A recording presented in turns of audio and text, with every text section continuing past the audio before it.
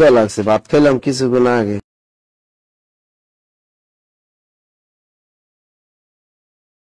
আচ্ছা, আমরা এখন পড়বো মানে প্রাচীন যুগ আর কি পড়বো, মধ্যযুগ। তার মানে আমাদের দৌড়াইতে হবে ফুল স্পিডে। কি স্পিডে দৌড়াইতে হবে?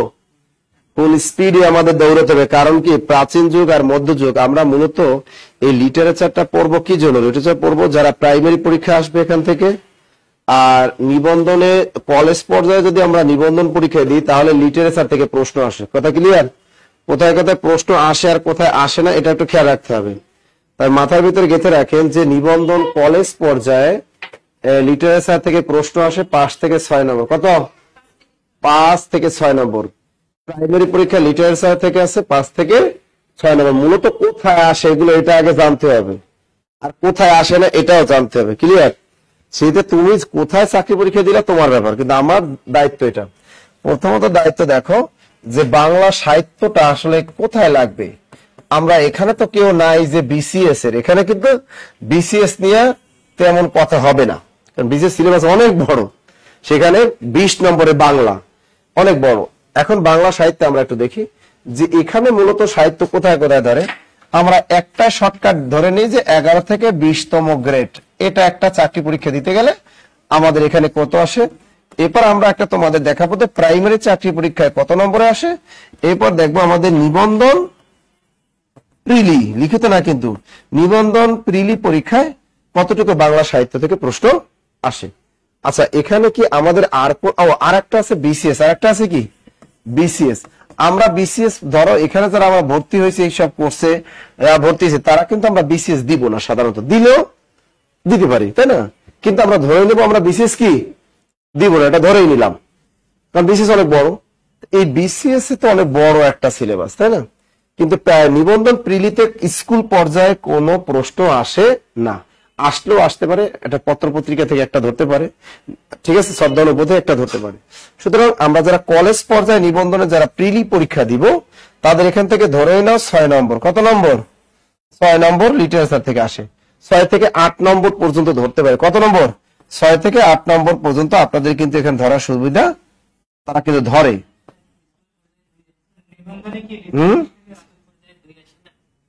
কি ওই একই কথা, স্কুল 1, 2 ওখানে লিটারেচার আসে না, স্কুল 2 বল 1 বল ওখানে লিটারেচার থেকে প্রশ্ন আসে, আসলো রেয়ার একটা দুইটা, যে একটা দুইটা আসো এমনি পারে। এবার আসে কলেজ পর্যায়ে আসবে। এখন আসো প্রাইমারি পরীক্ষা, এখানেও ধরে না 6 থেকে 8টা প্রশ্ন আসবেই প্রাইমারি পরীক্ষায়।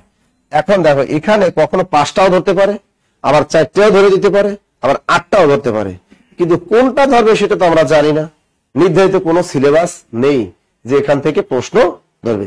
তবে আমাদের একটা মানে আছে যে আমরা এই যে ফোন দিয়ে যে জ্বালায়, ফোনটা যে কারে দে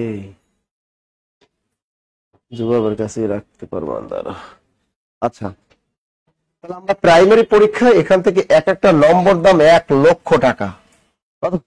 1 লক্ষ টাকা তোমার দাম এই প্রাইমারি পরীক্ষা একটা প্রশ্ন। এবং মনে করো কোন একটা প্রশ্ন যদি ভুল করো প্রাইমারি পরীক্ষায় কই যে টান দেয়, আর এখানে আন্দাজে দাগাইতে পারে ধুমাইয়া পারে না, এখানে আন্দাজে দাগাইছে আমি যে কাটতেছি 40 পাইলি আমার পাস। আর প্রশ্নও কিন্তু মোটামুটি অতটা সহজ করে না, মোটামুটি তাও বিগত সালে অনেক থাকে, কিন্তু প্রাইমারি পরীক্ষায় লেজগি লাগায়। এখানে দেখা যায় 75 নম্বরের ভিতরে তুমি দেখা যাবে 75 নম্বরের ভিতরে তুমি খুবই মানে বিগত সালে হয়তো ইজাজতকালে ঘাইটে মেইটা 5 থেকে 8টা প্রশ্ন পাইতে পারো পুরাতন, আর বাকি সব নিত্য নতুন বানায়। তো এই জন্য আমাদের সাহিত্য এটা গুরুত্বপূর্ণ ফ্যাক্ট হয়ে দাঁড়াচ্ছে, তাই না? যে নম্বরের দাম অনেক বেশি, পারলেই গেইনের। কারণ কি, যারা ধান্দাবাজ আছে, ধান্দাবাজ কারা জানেন? যারা পড়াশোনা করে গাইড বই পড়ে, তো ওরা কিন্তু এখানে কট খাওয়াইতে হবে, ওদের এই লিটারেচার কট খাওয়াইতে হবে। এখন দেখো যারা বিসিএস এর প্রস্তুতি নেয়, যারা ও কিন্তু লিটারেচার হওয়ার কোনো ব্যাপারই না, ও লিটারেচার এমনি পারবে, যে কোনো লিটারেচার এমনি পারবে, কিন্তু কট খাবার তোমরা যারা আলাদা শুধু প্রাইমারি প্রস্তুতি নাও, যারা 10 থেকে 20তম গ্রেড প্রস্তুতি নাও, এই প্রস্তুতি নাও, তারা কট খাওয়া, তারা সাহিত্যের দিকে কট খেয়ে যাবা। কিন্তু ও যদি প্রাইমারি এই যে প্রস্তুতি, ও যদি প্রাইমারিতে যায় ও কট খাবে না সাহিত্যে, ও 10 থেকে 20তম গ্রেড যাবে ও কট খাবে না, নিবন্ধন ও কোনো কট খাওয়ার কোনো সুযোগই নেই। কিন্তু তুমি কট খাইতে পারো পথে পদে, এই জন্য আর 10 থেকে 20 করে চাকরির তো অভাব নাই। এখানে কি করে অনেক সময় প্রিলিতেও আসবে, আবার প্রিলি ছাড়া আসবে কিভাবে আসতে পারে যে ছোট ছোট প্রশ্ন, কাজী নজরুল ইসলামের 3টা উপন্যাসের নাম লেখো, রবি ঠাকুরের 3টা উপন্যাসের নাম লেখো, এগুলো কম্বোচারি 10 থেকে 20 গ্রেডের চাকরি পরীক্ষায় কম্বোচারি, অর্থাৎ এখানে 4টা অপশন দিয়েও দেয় না, আবার এমসিকিউতে তো 4টা অপশন দিয়েই দেয়। সুতরাং এই প্রাচীন যুগ আর মধ্যযুগ থেকে সহজ সহজ প্রশ্ন আসে, এখানেও সহজ প্রশ্ন হয়, এটাও সহজ প্রশ্ন হয়, এটাও সহজ নয়, সবচেয়ে কঠিন হয় এই প্রাইমারিতে সাহিত্যে, সহজ না।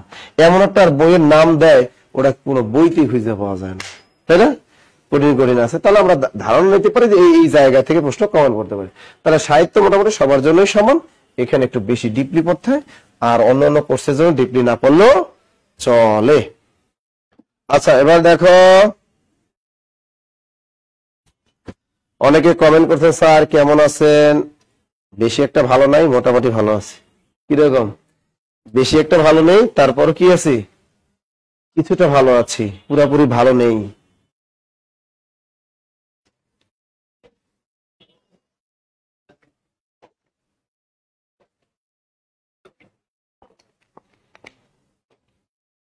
দেখো প্রাচীন যুগ,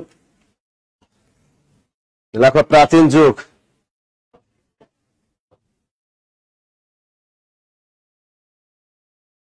স্যার একজন কমেন্ট লিখছে স্যার আমাকে 1 বছরের মধ্যে একটা জব ম্যানেজ করতে হবে, কিভাবে পড়তে হবে সাহায্য করবেন। একটা জিনিস কি, প্রতিনিয়ত জবটা শুধু তোমার না, জব মেডিসিনের সবারই দরকার, সবারই একটা কি দরকার, জব দরকার। তবে জব মনে করো যে তোমার যোগ্যতাটা অর্জন করতে হবে, করতে হবে না? আমরা ক্যাডেট মেডিসিনে একজন ম্যানেজার নিয়োগ দিছি, এই ম্যানেজার নিয়োগ পোস্ট দিছি, তা আমরা বলছি একজনকে কালকে ভাই আপনারে 80,000 টাকা স্যালারি দেবো, তাও আসবে না। মমিন স্যার কাছে আপনাকে 1 লাখ টাকা স্যালারি দেবো, তাও সে আসবে না। তার ওই লোকটা চিন্তা, সে এতটা দক্ষতা অর্জন করছে ওই বিষয়ে, তার মানে তাকে টাকা দিয়েও কি পাচ্ছে না। বসুন্ধরা সিটিতে যদি আপনি যান, ওই দিন আমরা গেছিলাম, তা বসুন্ধরা সিটির ভিতরে ঢুকলাম, তা দেখলাম তাদের ম্যানেজাররা প্যারাডা ইউজ করে, তাদের জন্য কি বাড়ি আছে, ভিআইপি বাড়ি বাংলো আছে, যা সরকারি অফিসারদের ঘুষ ছাড়া সম্ভব না করা। এখন আমরা মাথায় আমার মমিন স্যার বললো যে দেখেন ভাই, এরা স্টাফদের কতটা ভালোবাসে, এই স্টাফদের আবাসিক ফ্ল্যাট দিছে, আবাসিক দিছে, সুযোগ সুবিধা দিছে, গাড়ি দিছে, সবই দিছে, তাহলে সে কি প্রায় এসে এই চাকরিটা ছেড়ে অন্য চাকরি কেন যাবে? যাবে। একটা তোমার দক্ষতা অর্জন করতে হবে, দক্ষতা অর্জন করলে তুমি প্রাইভেট চাকরিতে তুমি গেইনার, তোমার ডিমান্ড অনেক। আর যাদের কোনো দক্ষতা নাই, নিজস্ব দক্ষতা নাই, যে আমি জাস্ট পড়াশোনা করবো স্যার করে একটা চাকরি নেবো, তাহলে দক্ষতা ছাড়াই সে চাকরিটা নিতে পারবা, এলো কথা।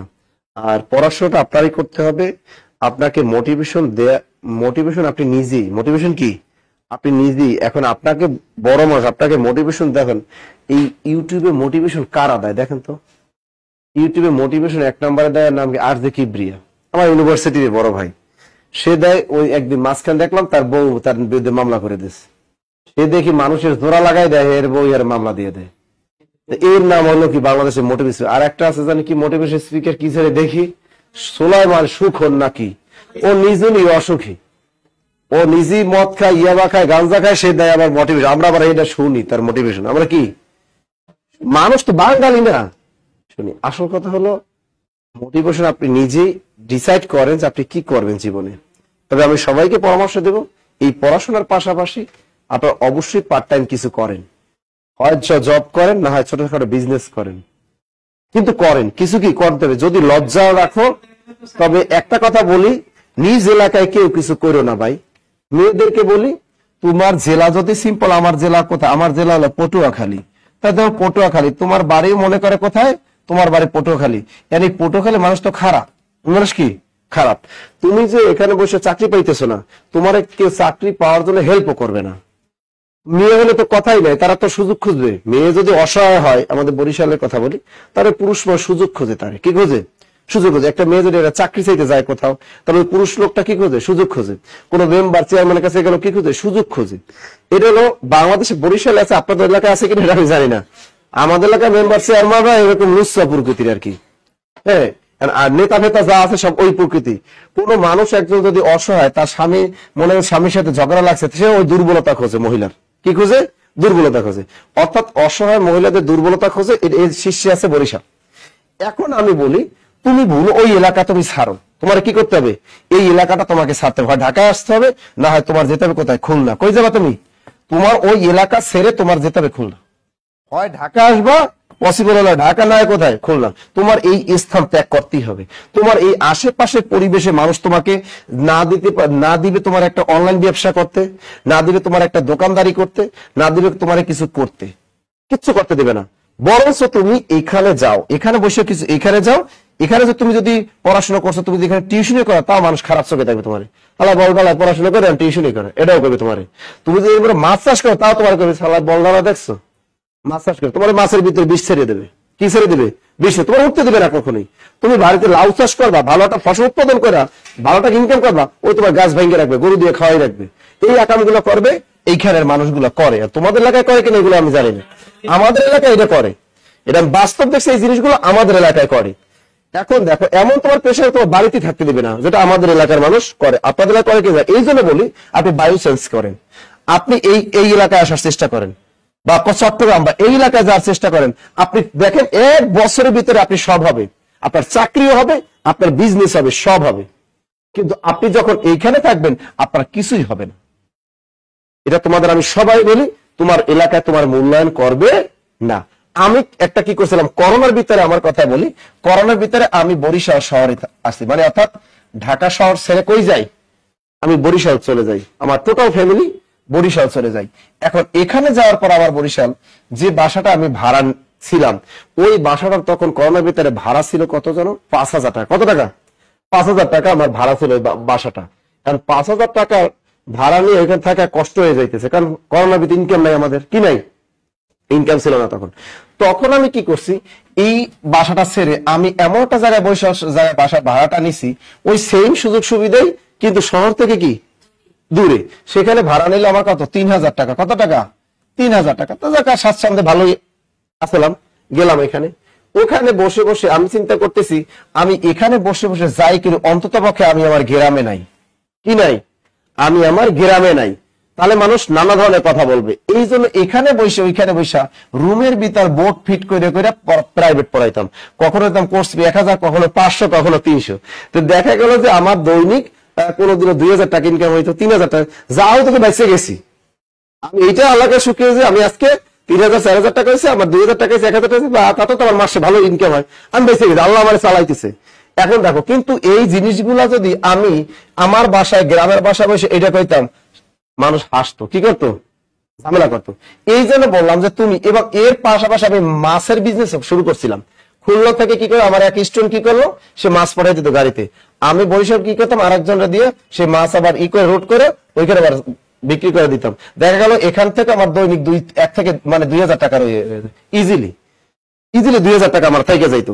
তা আমি দেখতাম তাতে আমার মাসে আবার বরিশাল কর্ণবিত দেখলাম ভালোই আমার ইনকাম হইতো। দৈনিক মাছ আসতেছে, মনে কর 50, খুলনা থেকে যে দেখতাম যে 100 কেজি মাছ আছে, 100 কেজি মাছ আসলে আমি 20 টাকা করে দিতাম কেজি দিলাম, কত পাইকারি 20 টাকা, 10 টাকা যা দেয় দেয়। তাতে দেখলাম আমার 1,000 টাকা ধরে গেছে। ওরা টাইম দিতাম কত? 1 ঘন্টা। কত টাইম দিতাম? 1 ঘন্টা। তাতে আমার কি 1,000 ধরে থেকে যাইতো, তাতে তোমার মাসে 30,000। আচ্ছা, এই জিনিসগুলো কি গ্রামে বসে সম্ভব? সম্ভব না। এই জন্য যারা আপনাদের বলি, যাদের মনে করেন যে এরকম করবেন, আপনি আপনার নিজের এলাকায় থাকেন না, নিজের এলাকায় কখনোই থাকেন না, চেঞ্জ করেন। কারণ কি, আপনি নিজের বাসায় বসে কখনো পড়াশোনা হবে না। এক কি, আপনার নিজের হোম টাউনে থাকলে কি হবে, এক আপনার পরিবার জ্বালাবে আপনাকে, পরিবার অবশ্যই প্রেশার দেবে মারাত্মক, পরিবারের কাছ থেকে দূরে চলে যাবেন, পরিবার মারাত্মক প্রেশার দেবে আপনাকে, মা বাবা হোক যাই হোক, তুমি বাদান না, তোমার চাকরিতে তুমি এক কথা অন কাইন্ড বাদান না, এবং তোমার পাড়া প্রতিবেশী অনেক পেনিক দিবে, দরকার নাই, দূরে আসো, কেউ দেয় না, এই দূরে এসে একটা অটো চালাও। তুমি কি চালাও? অটো চালাও, চলো, দৈনিক 2 ঘন্টা সিএনজি চালাও, দৈনিক 2 ঘন্টা রিক্সা চালাও, 2 ঘন্টা তরকারি বিক্রি করো। ঢাকা শহরে কাজের কোনো অভাব নাই, কাজের কোনো অভাব নাই। কিন্তু তুমি যদি লজ্জা করো, তুমি জীবনে সাকসেস হতে পারবা নয়া কারে না। পকেটে টাকা না থাকলে কোনো বেল নেই। পৃথিবীটা কতটা কঠিন, যখন শূন্য পকেটে থাকবা তখন টের পাবা পৃথিবীটা কতটা কঠিন। টাকার লোভ মানুষ এমন জিনিস কল্পনা করতে পারবা না। এই জন্য সবাইকে বলি যে তোমার স্থান ত্যাগ করো, আর যেখানে তোমার মূল্যায়ন নাই ওখানে তুমি থাইকো না। যে পরিবারে বা যে জায়গায় তোমাকে মূল্যায়ন নাই, ওই জায়গা তুমি ত্যাগ করো। তুমি দূরে জায়গায় কিচ্ছু করো ভাই। আমি তো ছোটবেলা বাদাম বিক্রি করছি। আজকে মিরপুর একেবারে আমি দেখতেছি, আমার বড় ভাইরে নিয়ে গেছি, বাদামের কেজি কত, 125 টাকা কয়টা কেজি দিয়ে চীনা বাদাম। তখন আমার বড় ভাইরে বললাম যে এই বাদাম তো আমরা ছোটবেলা বেচতাম, এই বাদাম আমরা কি করতাম, বেচতাম, আমরা বাদাম বেচতাম ছোটবেলা, আমার বাপ মারা গেছে সেই ছোটবেলায়, আমরা তো বাদাম বেচতাম। ভাইজারি যে কি মা ভাইজে দিতে পারে, আমরা কি করতাম ছোটবেলা, বাদাম বিক্রি করতাম। তাহলে বাদামের চেহারাটা দেখে আজকে বাদামের কথা মনে পড়ছে কি, আমরা কি করছি ছোটবেলায়, বাদাম বিক্রি করছি, এগুলো মনে পড়ছে। কিন্তু আমি বললাম না যে 22 বছর পর আমার এক বান্ধবী আমার এখানে আসছে। কত বছর পর? 22 বছর পর আমার স্কুল জীবনের এক বান্ধবী আমার দেখতে আসছে এখানে। বান্ধবী আমার ওদের খাওয়াইছি, আমার বান্ধবী ও একটা উত্তরা একটা স্কুলে চাকরি করে, 22 বছর পর আমার অফিসে আসছে। ইউটিউবের মাধ্যমে আমার খুঁজে পাইছে, মানে বুস্টিং এর মাধ্যমে। তখন আসছে, আমরা গল্প করতেছি যে তুই তো ছোটবেলা রুটি বিক্রি করতি, এই বিক্রি করতি, তোর এগুলো কি মনে পড়ে? আমার পড়ে। 22 বছর পর আমার বান্ধবীকে আমি শোন, আমার ইতিহাস কখনো আমি বলি না। ইতিহাস কি কখনো বলি না। হ্যাঁ, আমরা তো এগুলা করতাম, তো অ্যাভেলেবেল আমরা বলি করতাম, এই করতাম। এখন তোর দেখছো তোর কত টাকা, কত তোর কত স্টাফ, কত কি। আমি সব আল্লাহ, সব কে? পরিশ্রম। আমি যদি লজ্জা করতাম তখন, আমি কিন্তু কি করছি ছোটবেলা থেকে, সেই ছোটবেলা থেকে রুটি বিক্রি করি, দোকানদারি করি, সেই বছর ছোটবেলা থেকে টিউশনি করাইয়া চলতে চলতে চলতে চলতে ঢাকা ইউনিভার্সিটির মতো জায়গায় পড়ছি। আমি তখন বরিশাল শহরে পড়াশোনা করি যখন, তখন আমার বাড়ি থেকে বরিশাল শহর আসতে 5টা ফেরি পার হইতে হইতো। কয়টা ফেরি? 5টা ফেরি পার হইতে হইতো। চিন্তা করা যায় এই যুগে পোলাপান একটা এখান থেকে রিক্সায় যুগে স্কুলে যায় না। আর আমি কি করছি, 5টা ফেরি পার হয়ে বরিশাল শহরে এসে উচ্চ মাধ্যমিক ভর্তি হলাম, লজিং থাকতাম, থাইকে থাইকা ওই মানুষের খাওয়া, মানুষের বাসায় থাইকে খাওয়া পড়াইয়া এত সহজ না। যারা লজিং থাকছেন তারা জানেন, এরকম 3 বছর লজিং থাকছে, 3 বছর। এই কষ্ট কইরা কইরা তারপর কি হয়েছে, মানুষ হয়েছে না কত, মানে কি কথা কন না, মানুষ সালাম দেয় না, সালাম দেয় না, চলি না। সেই ঢাকা ইউনিভার্সিটি পড়াশোনা করে আসছে না। আমি যদি জানতামই তো না ঢাকা ইউনিভার্সিটি কি জিনিস, আমাদের যুগে আমরা চিন্তাই করতাম না যে ঢাকা ইউনিভার্সিটি কি জিনিস, অথচ সেইখানে আমি ঢাকা ইউনিভার্সিটিতে কি আমি পড়ছি না। আপনারাও মনে করবেন যে এই জিনিসগুলো মনে করবেন যে আপনার কি। এখন দেখেন, আমি শুনলাম কি, আমি যখন বিসিএস ভাইবা দিই, 33-এ ভাইবা দিই, আমার পুলিশ ভেরিফিকেশন আমার ফার্স্ট ছিল পুলিশ ক্যাডার, এসআই ভাইবাটা আমি দিছি। আমার প্রত্যেকটা ভেরিয়েশনে একটা লোক আছে আমাদের এলাকার, খুবই জঘন্য লোক, এই ভেরিফিকেশন আমার নামে উল্টা পাল্টা করে বিএনপি টিএনপি করে এটা আকামটা করছে। পরশু দেখলাম একজন লোক কইলো, এখন সে বুড়ো হয়ে গেছে, যে লোকটা আকাম পাঠাচ্ছে হ্যাঁ ছেলে নাকি তারে মানে, এখন হ্যাঁ ছেলে তো গাঞ্জা করেছে একটা ইয়াবা করে, নাকি উঠতে বইতে খালি মাইরে মেরে খালি তার নাকি হসপিটালে পাঠায়। কি পাঠায়? হসপিটালে পাঠায়। আর একটা আছে শয়তান, হ্যাঁ ছেলে একটা পাগল হয়ে গেছে, একটা ছেলে কি পাগল হয়ে গেছে। তাই যারা ক্ষতি করছে, আমার লাইফটাকে ধ্বংস করছিল, ওরা কি ভালো আছে? কেউ কেউ ভালো। প্রকৃতি নিয়ে ধ্বংস হবি। তোমার সাথে যদি আমি বিক্রি করি, আমি ধ্বংস হয়ে যাবো, তুমি বিক্রি করো, প্রকৃতি একটা পারিশ্রমিক তোমাকে দিবি। এই জন্য সবাইকে একটা কথা, অনেকক্ষণ টাইম লস করলাম তোমাদের, একটা কথা বললাম সবাইকে, ভাই যারা কষ্টে আছো তারা কষ্ট বলতে, তুমি কষ্ট তুমি মনে করতেছো যে তুমি খালি কষ্ট করতেছো পৃথিবীতে, আর সবাই বাপের হোটেলে খাইয়া পড়াশোনা করতেছে, এই কথা ভুলে যাও। কষ্টের জন্য পৃথিবীতে তোমার জন্ম, কষ্ট করতেই হবে। তুমি কষ্ট করলে সামনে তুমি আলো দেখতেই পাবা। তুমি এখন আলোর ভিতর থাকলে সামনে তোমার অন্ধকার, এটাই সত্য কথা। রাতের পর দিন, দিনের পর রাত, এটা তুমি বুঝে তুমি করো। তোমার সামনে আমার দেখা হয়েছে, তুমি এখানে বসে রাস্তা, তুমি আমার জব মেডিসিনে ভর্তি হয়েছো, তোমার দেখছি সকালবেলা বড়ই বিক্রি করতেছো ভ্যানে, এই লেগে কি তোমার মান সম্মান গেছে? আমি তোমার দেখছি, তোমার বন্ধু তোমার দেখছে, তুমি ঢাকা শহরে বসে বড়ই বিক্রি করতেছো, তোমার মান সম্মান গেছে? আরে ভাই, তুমি যদি 50 কেজি বড়ই যদি ভ্যান গাড়িতে দৈনিক বিক্রি করো, তা তো তোমার দৈনিক সকালবেলা 2 ঘন্টার ভিতরে 1000-2000 টাকা ইনকাম করা হয়ে যায় অন্টের মধ্যে। তুমি যদি লজ্জা রাইখে কাজ করো, জীবনে কিছু করতে পারবা না। ক্লিয়ার সবাই? আমরা শুরু করবো। লেখো বাংলা সাহিত্যে প্রাচীন যুগ। স্যার আমি নার্সিং এ জব করি, কিন্তু ডিউটি করে পড়াশোনা করা অনেক কষ্ট। জানি নার্সিং এ যারা জব করে কষ্ট, ভাই তোমরা কষ্ট করবা, কষ্ট করার কষ্ট করো, কষ্ট কেষ্ট পাবা। আমার সাথে তোমাদের যারা চাকরি পায় না, হয়তো কখনো দেখা হয়, বেশিরভাগ রেল লাইনে গেলে, রেলে স্টেশন মাস্টার শাস্টার এগুলো বেশিরভাগই দেখি, আমার ছাত্র ছাত্রী দেখি, বিভিন্ন স্কুলে ঢুকলে দেখি আমার ছাত্রছাত্রী দেখি, বিভিন্ন প্রাইমারি স্কুলে ঢুকলে দেখি, এডমিন ক্যাডার আছে অনেকগুলা, ইউনিভার্সিটি টিচার আছে আমার 2টা ছাত্রী, 3টা ছাত্রী আছে আমার ইউনিভার্সিটি টিচার। একটা হলো MIST 2টা টিচার আছে আমার ছাত্রী, আর একটা ছাত্রী আছে আমার মাওলানা ভাসানী বিজ্ঞান ও প্রযুক্তি বিশ্ববিদ্যালয় আমার একটা আছে ছাত্রী। এডমিন ক্যাডার আছে তো কয়েকটা, মেয়েরা, ছেলেরাও তো অনেক আছে পুলিশ ক্যাডার। আমার ছাত্রছাত্রী যারা আছে, তা তাদের সাথে যখন দেখা হয় অন্যরকম ফিলিংস কাজ করে। এই জন্য বললাম তোমরা দেখা হোক যাই হোক কাজ করবা, খন্ডকালীন পড়ো, কাজ করতেই হবে। স্যার হাই স্কুলে খন্ডকালীন শিক্ষক হিসেবে আছে, এখন জব ছেড়ে পড়তেছি। ভাই জব ছাইরো না, জব ছাইরো না, জব ছাড়লে বিপদে পড়বা। জব ছাইরো না, কেউ ভুলেও জব ছাইরো না। আমার কাছ থেকে মানুষ অনুকরণ করে, অনুকরণ করে। ব্যাংকে আমার এক কলিগ, আমি স্কুলে চাকরি করেছি, হাই স্কুলে, আমি হাই স্কুলে ইংরেজি টিচার ছিলাম, তোমরা তো কোনো জানোই না অনেকে। আমি ইংরেজি টিচার ছিলাম হাই স্কুলের, চাকরিও করছি 3 বছর, 3 বছর চাকরিও করছি, বেতনও পাইছি, মাসে মাসে 25,000 টাকা বেতন পাইতাম। ঠিক আছে, চলে না, তাই আমি ভিন্ন পন্থা অবলম্বন করছি। ইনকাম আমার অত হয় না, 25,000 টাকা স্যালারি পাইতাম। 3 বছর আমি গ্রামে স্কুলে ওই চাকরিও করছি, অনেক কষ্ট করছি না পরিবার চালানোর জন্য, কত কষ্ট করছি রে ভাই। সেই সব মানুষগুলোর সাথে আমি দেখা হয়, ফোন দেয় সেই সব প্রতিষ্ঠানের মানুষ, আমার কলিগরা একজন দেখে রূপালী ব্যাংকে চাকরি করে, ভাই সংসার চলে না, আর আপনি কত বড় লোক হয়ে গেছেন, সংসার চলে না। আল্লাহ, তুমি মনে করো না যে আমরা কষ্ট করি না? এই প্রতিষ্ঠানে সকালে ঢুকি কটায় জানো? প্রতিষ্ঠানে 9টায় ঢুকি আর রাত 12টায় বের হই। চিন্তা করো কত কষ্ট করি। এমনকি নিজের শার্টটা পর্যন্ত ধোয়ার টাইম পেই না, নিজের শার্ট ধোয়ার টাইম পেই না, প্যান্ট ধোয়ার টাইম পেই না। কত কষ্ট করি আমরা, না জানো? কষ্ট করতেছি না? কষ্ট করবা, আল্লাহ তোমার সাথে থাকবে। কষ্ট করবো না, আল্লাহ তোমাকে সাথে থাকতে দিবে না। আরে ভাই, কোরবানি আসছে, এমনও দেখছি আমার বাড়িতে, জানো মানে এই ইতিহাসগুলো সবই কোরবানিতে আমাদের বাসায় মাংস দিয়ে যেত 2 পিস 3 পিস, কয় পিস মাংস দিয়ে যেত? প্রতিবেশী কোরবানি দিত 2 পিস মাংস দিয়ে যাইত। এরপর আবার দাওয়াত দিত কিভাবে, বলতেছে এই তোর একজন যাইয়া খাইয়ে আইস। কি কইছে? বরিশালের বাসায় তোর একজন যাইয়া খাইয়ে আইস। তা আমার একজন গেলে আমার আর এক ভাই কি করবে? বা এরকম অনেক আছে, বিয়ের দাওয়াত দিত না, একজন দিত আর একজন দিত না। কত ভাবে গ্রামের ভিলেজ পলিটিক্স বা এরকম অভাব। এখন আমি প্রত্যেকটা কোরবানিতে বড় গরু কিনা কাইটে আমি সবাই দিয়ে আসি। ওই যেসব ফ্যামিলি আমার ঘরে 2 পিস মাংস দিতেছে, ওর বাসায় পাঠাই আমি 2 কেজি 1 কেজি পাঠাই। ওর বাসায় আমি 1 কেজি 2 কেজি পাঠাই দিই। ওই হিট আছে না, আমার মন আছে না? যেসব ফ্যামিলি আমারে কি করছে ওইগুলা করে না, আমি এই কাজটা করি। এদের বাসায় আমি 2 কেজি গোস্ত পাঠাই, 1 কেজি গোস্ত পাঠাই দেবি, আমার তো হিট আছে সব মনে, সবই তো আছে, এগুলো থাকবে না কেন? এইভাবে তুমি দেখাই দেবে এক সময় যে তোমার আজকে ই করতেছে, তুমি ওরা দেখাই ই করবা। এগুলো করে সে খালি জল বেড়ে ভাই, জ্বলবে। আমি বাড়িতে গেলে জানো আমি বাজার নিজে করি, সবার সামনে বড় বড় ইলিশ কিনি, বড় বড় মাছ কিনি, যা পাই সব জ্বালাইতে আছি, জ্বালাইতে যারা জলে আর জলে, জলে আর জলে জ্বালাইতে তোমার যারা যারা তোমার এরকম তোমার পাড়া প্রতিবেশী যারা যারা তোমার জ্বালাইছে, যারা যারা তোমার জমির আইল খেয়েছে, যারা যারা কষ্ট দিছে, তুমি সব বলার পরে এক পড়তে একটাও ছাড়বা না। তুমি ওদের দেখবা খালি অন্তরে এমন জায়গায় এমন এমন জায়গায় আঘাত করবে তোমারে, তুমি কল্পনা করতে পারবা না। খালি আঘাতের প্রত্যেকটা জবাব দিয়ে দিবা।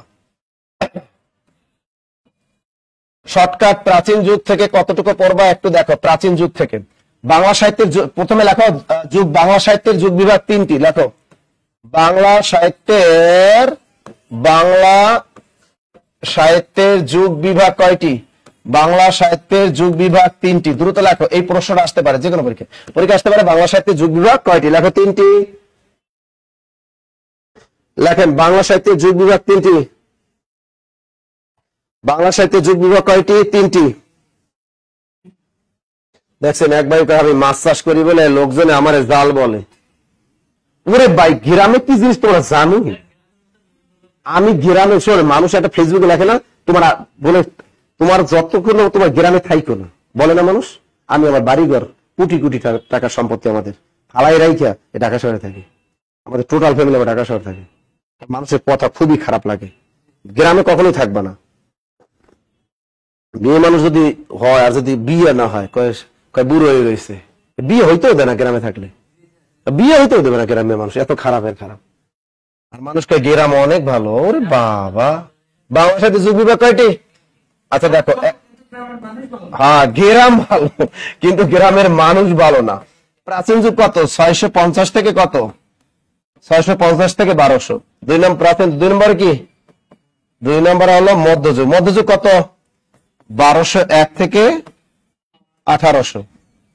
এবার লেখো 3 নম্বর লেখো আধুনিক যুগ। কি লিখবা? আধুনিক যুগ কত? 1801 থেকে কত বর্তমান। এই 3টা পয়েন্ট মনে রাখো। বাংলা সাহিত্যে প্রাচীন যুগ 650 থেকে 1200, মধ্যযুগ এই 1200 শেষ হয়েছে, এখানে 1201 থেকে 1800। আধুনিক যুগ আবার এই 1800, এখান থেকে 1801 থেকে বর্তমান। দ্রুত লেখো।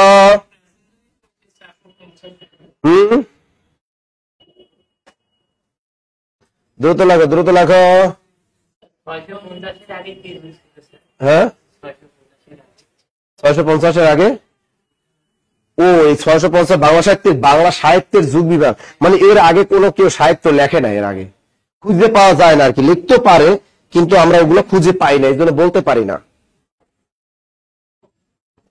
এবারে লেখো অন্ধকার যুগ। কি লিখবা? এর মধ্যে আরেকটা আছে অন্ধকার যুগ, ওটা কিন্তু ওই সাথে না। বাংলার সাথে যুগ বিভাগ কয়টি? তিনটি। ও তিনটে লিখে ফেলছি, তাই তো। এখন একটা স্টার দিয়ে লেখো, অন্ধকার যুগ। ওটা কিন্তু আবার তিনটার ভিতরে না। বাংলার সাথে অন্ধকার যুগ কত বলতে পারবা? 1201 থেকে 1350। কত বছর? 150 বছর। 150 বছর। এই একটা প্রশ্ন আসতে পারে। আর একটা প্রশ্ন আসতে পারে চৈতন্য যুগ। ওটার নাম কি? চৈতন্য যুগ। আচ্ছা, চৈতন্য যুগ কত থেকে কত? 1501 থেকে 1600। এটা হলো অরিজিনাল। যদি অপশন ওটা না থাকে, তোমরা 1500 থেকে 1700 দিয়ে দিবে। কত দিবা? 1500 থেকে 1700। দ্রুত লেখো, দ্রুত লেখো, দ্রুত দ্রুত।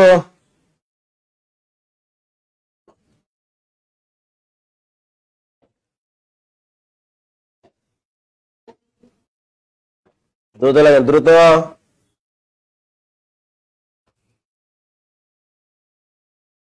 লিখছেন? দ্রুত লেখো। তাহলে আমরা কি লিখলাম? এই প্রশ্নটা দেখো। স্যার এটা আপনি দুইটা মানলেন কা? 1501 থেকে 1600 মানলেন কা? আবার 1500 থেকে 1700 মানলেন কা? অনেক চাকরি পরীক্ষা ঘুরায়। এটা হলো অরিজিনাল, যে 1501 থেকে 1600। এইটা খুঁজবা চারটা অপশন ভিতরে এটা আছে কিনা। যদি থাকে এটা টিক মারবা, যদি না থাকে সেক্ষেত্রে আপনি 1500 থেকে 1700 মাইরে দাও। কি করবেন? 1500 থেকে কত? 1500 থেকে 1700 মাইরে দাও। ক্লিয়ার কথা? ওকে ওকে ওকে। আচ্ছা, গেল এটা। এই যুগ বিভাগের ভিতরে যে কটা পয়েন্ট লিখছি, এই পয়েন্টের বাইরে কখনোই আসবে না। আচ্ছা, এবার আমরা দেখি স্যার প্রাচীন যুগ থেকে কি কি পড়বো আমরা। প্রাচীন যুগ থেকে কি কি প্রশ্ন আসতে পারে। আচ্ছা, এখান থেকে একটা প্রশ্ন আসতে পারে, প্রাচীন যুগের সাহিত্যের একমাত্র নিদর্শন বা বাংলা সাহিত্যের আদি নিদর্শন। লেখো, বাংলা সাহিত্যের আদি নিদর্শন। বাংলা সাহিত্যের আদি নিদর্শন। এই প্রশ্ন অনেকবার পরীক্ষা আসছে। বাংলা সাহিত্যের আদি নিদর্শন বা প্রথম গ্রন্থ। প্রথম গ্রন্থ। অথবা লেখো বাংলা সাহিত্যের, অথবা লেখো না কি লিখলাম? বাংলা সাহিত্যের আদি নিদর্শন বা প্রথম গ্রন্থ সমান সমান কি? চর্যাপদ। অবলিক দিয়ে লেখো দোহা কোষ। কি লিখবা? দোহা চর্যাপদ। অবলিক দিয়ে লেখো দয়কারে দো, হয়কার হা, দোহা কয়কার কোষ। বাংলা সাহিত্যের আদি নিদর্শন বা প্রথম গ্রন্থ কি? চর্যাপদ বা, দ্রুত লেখো, দ্রুত লেখো। কি লিখছেন?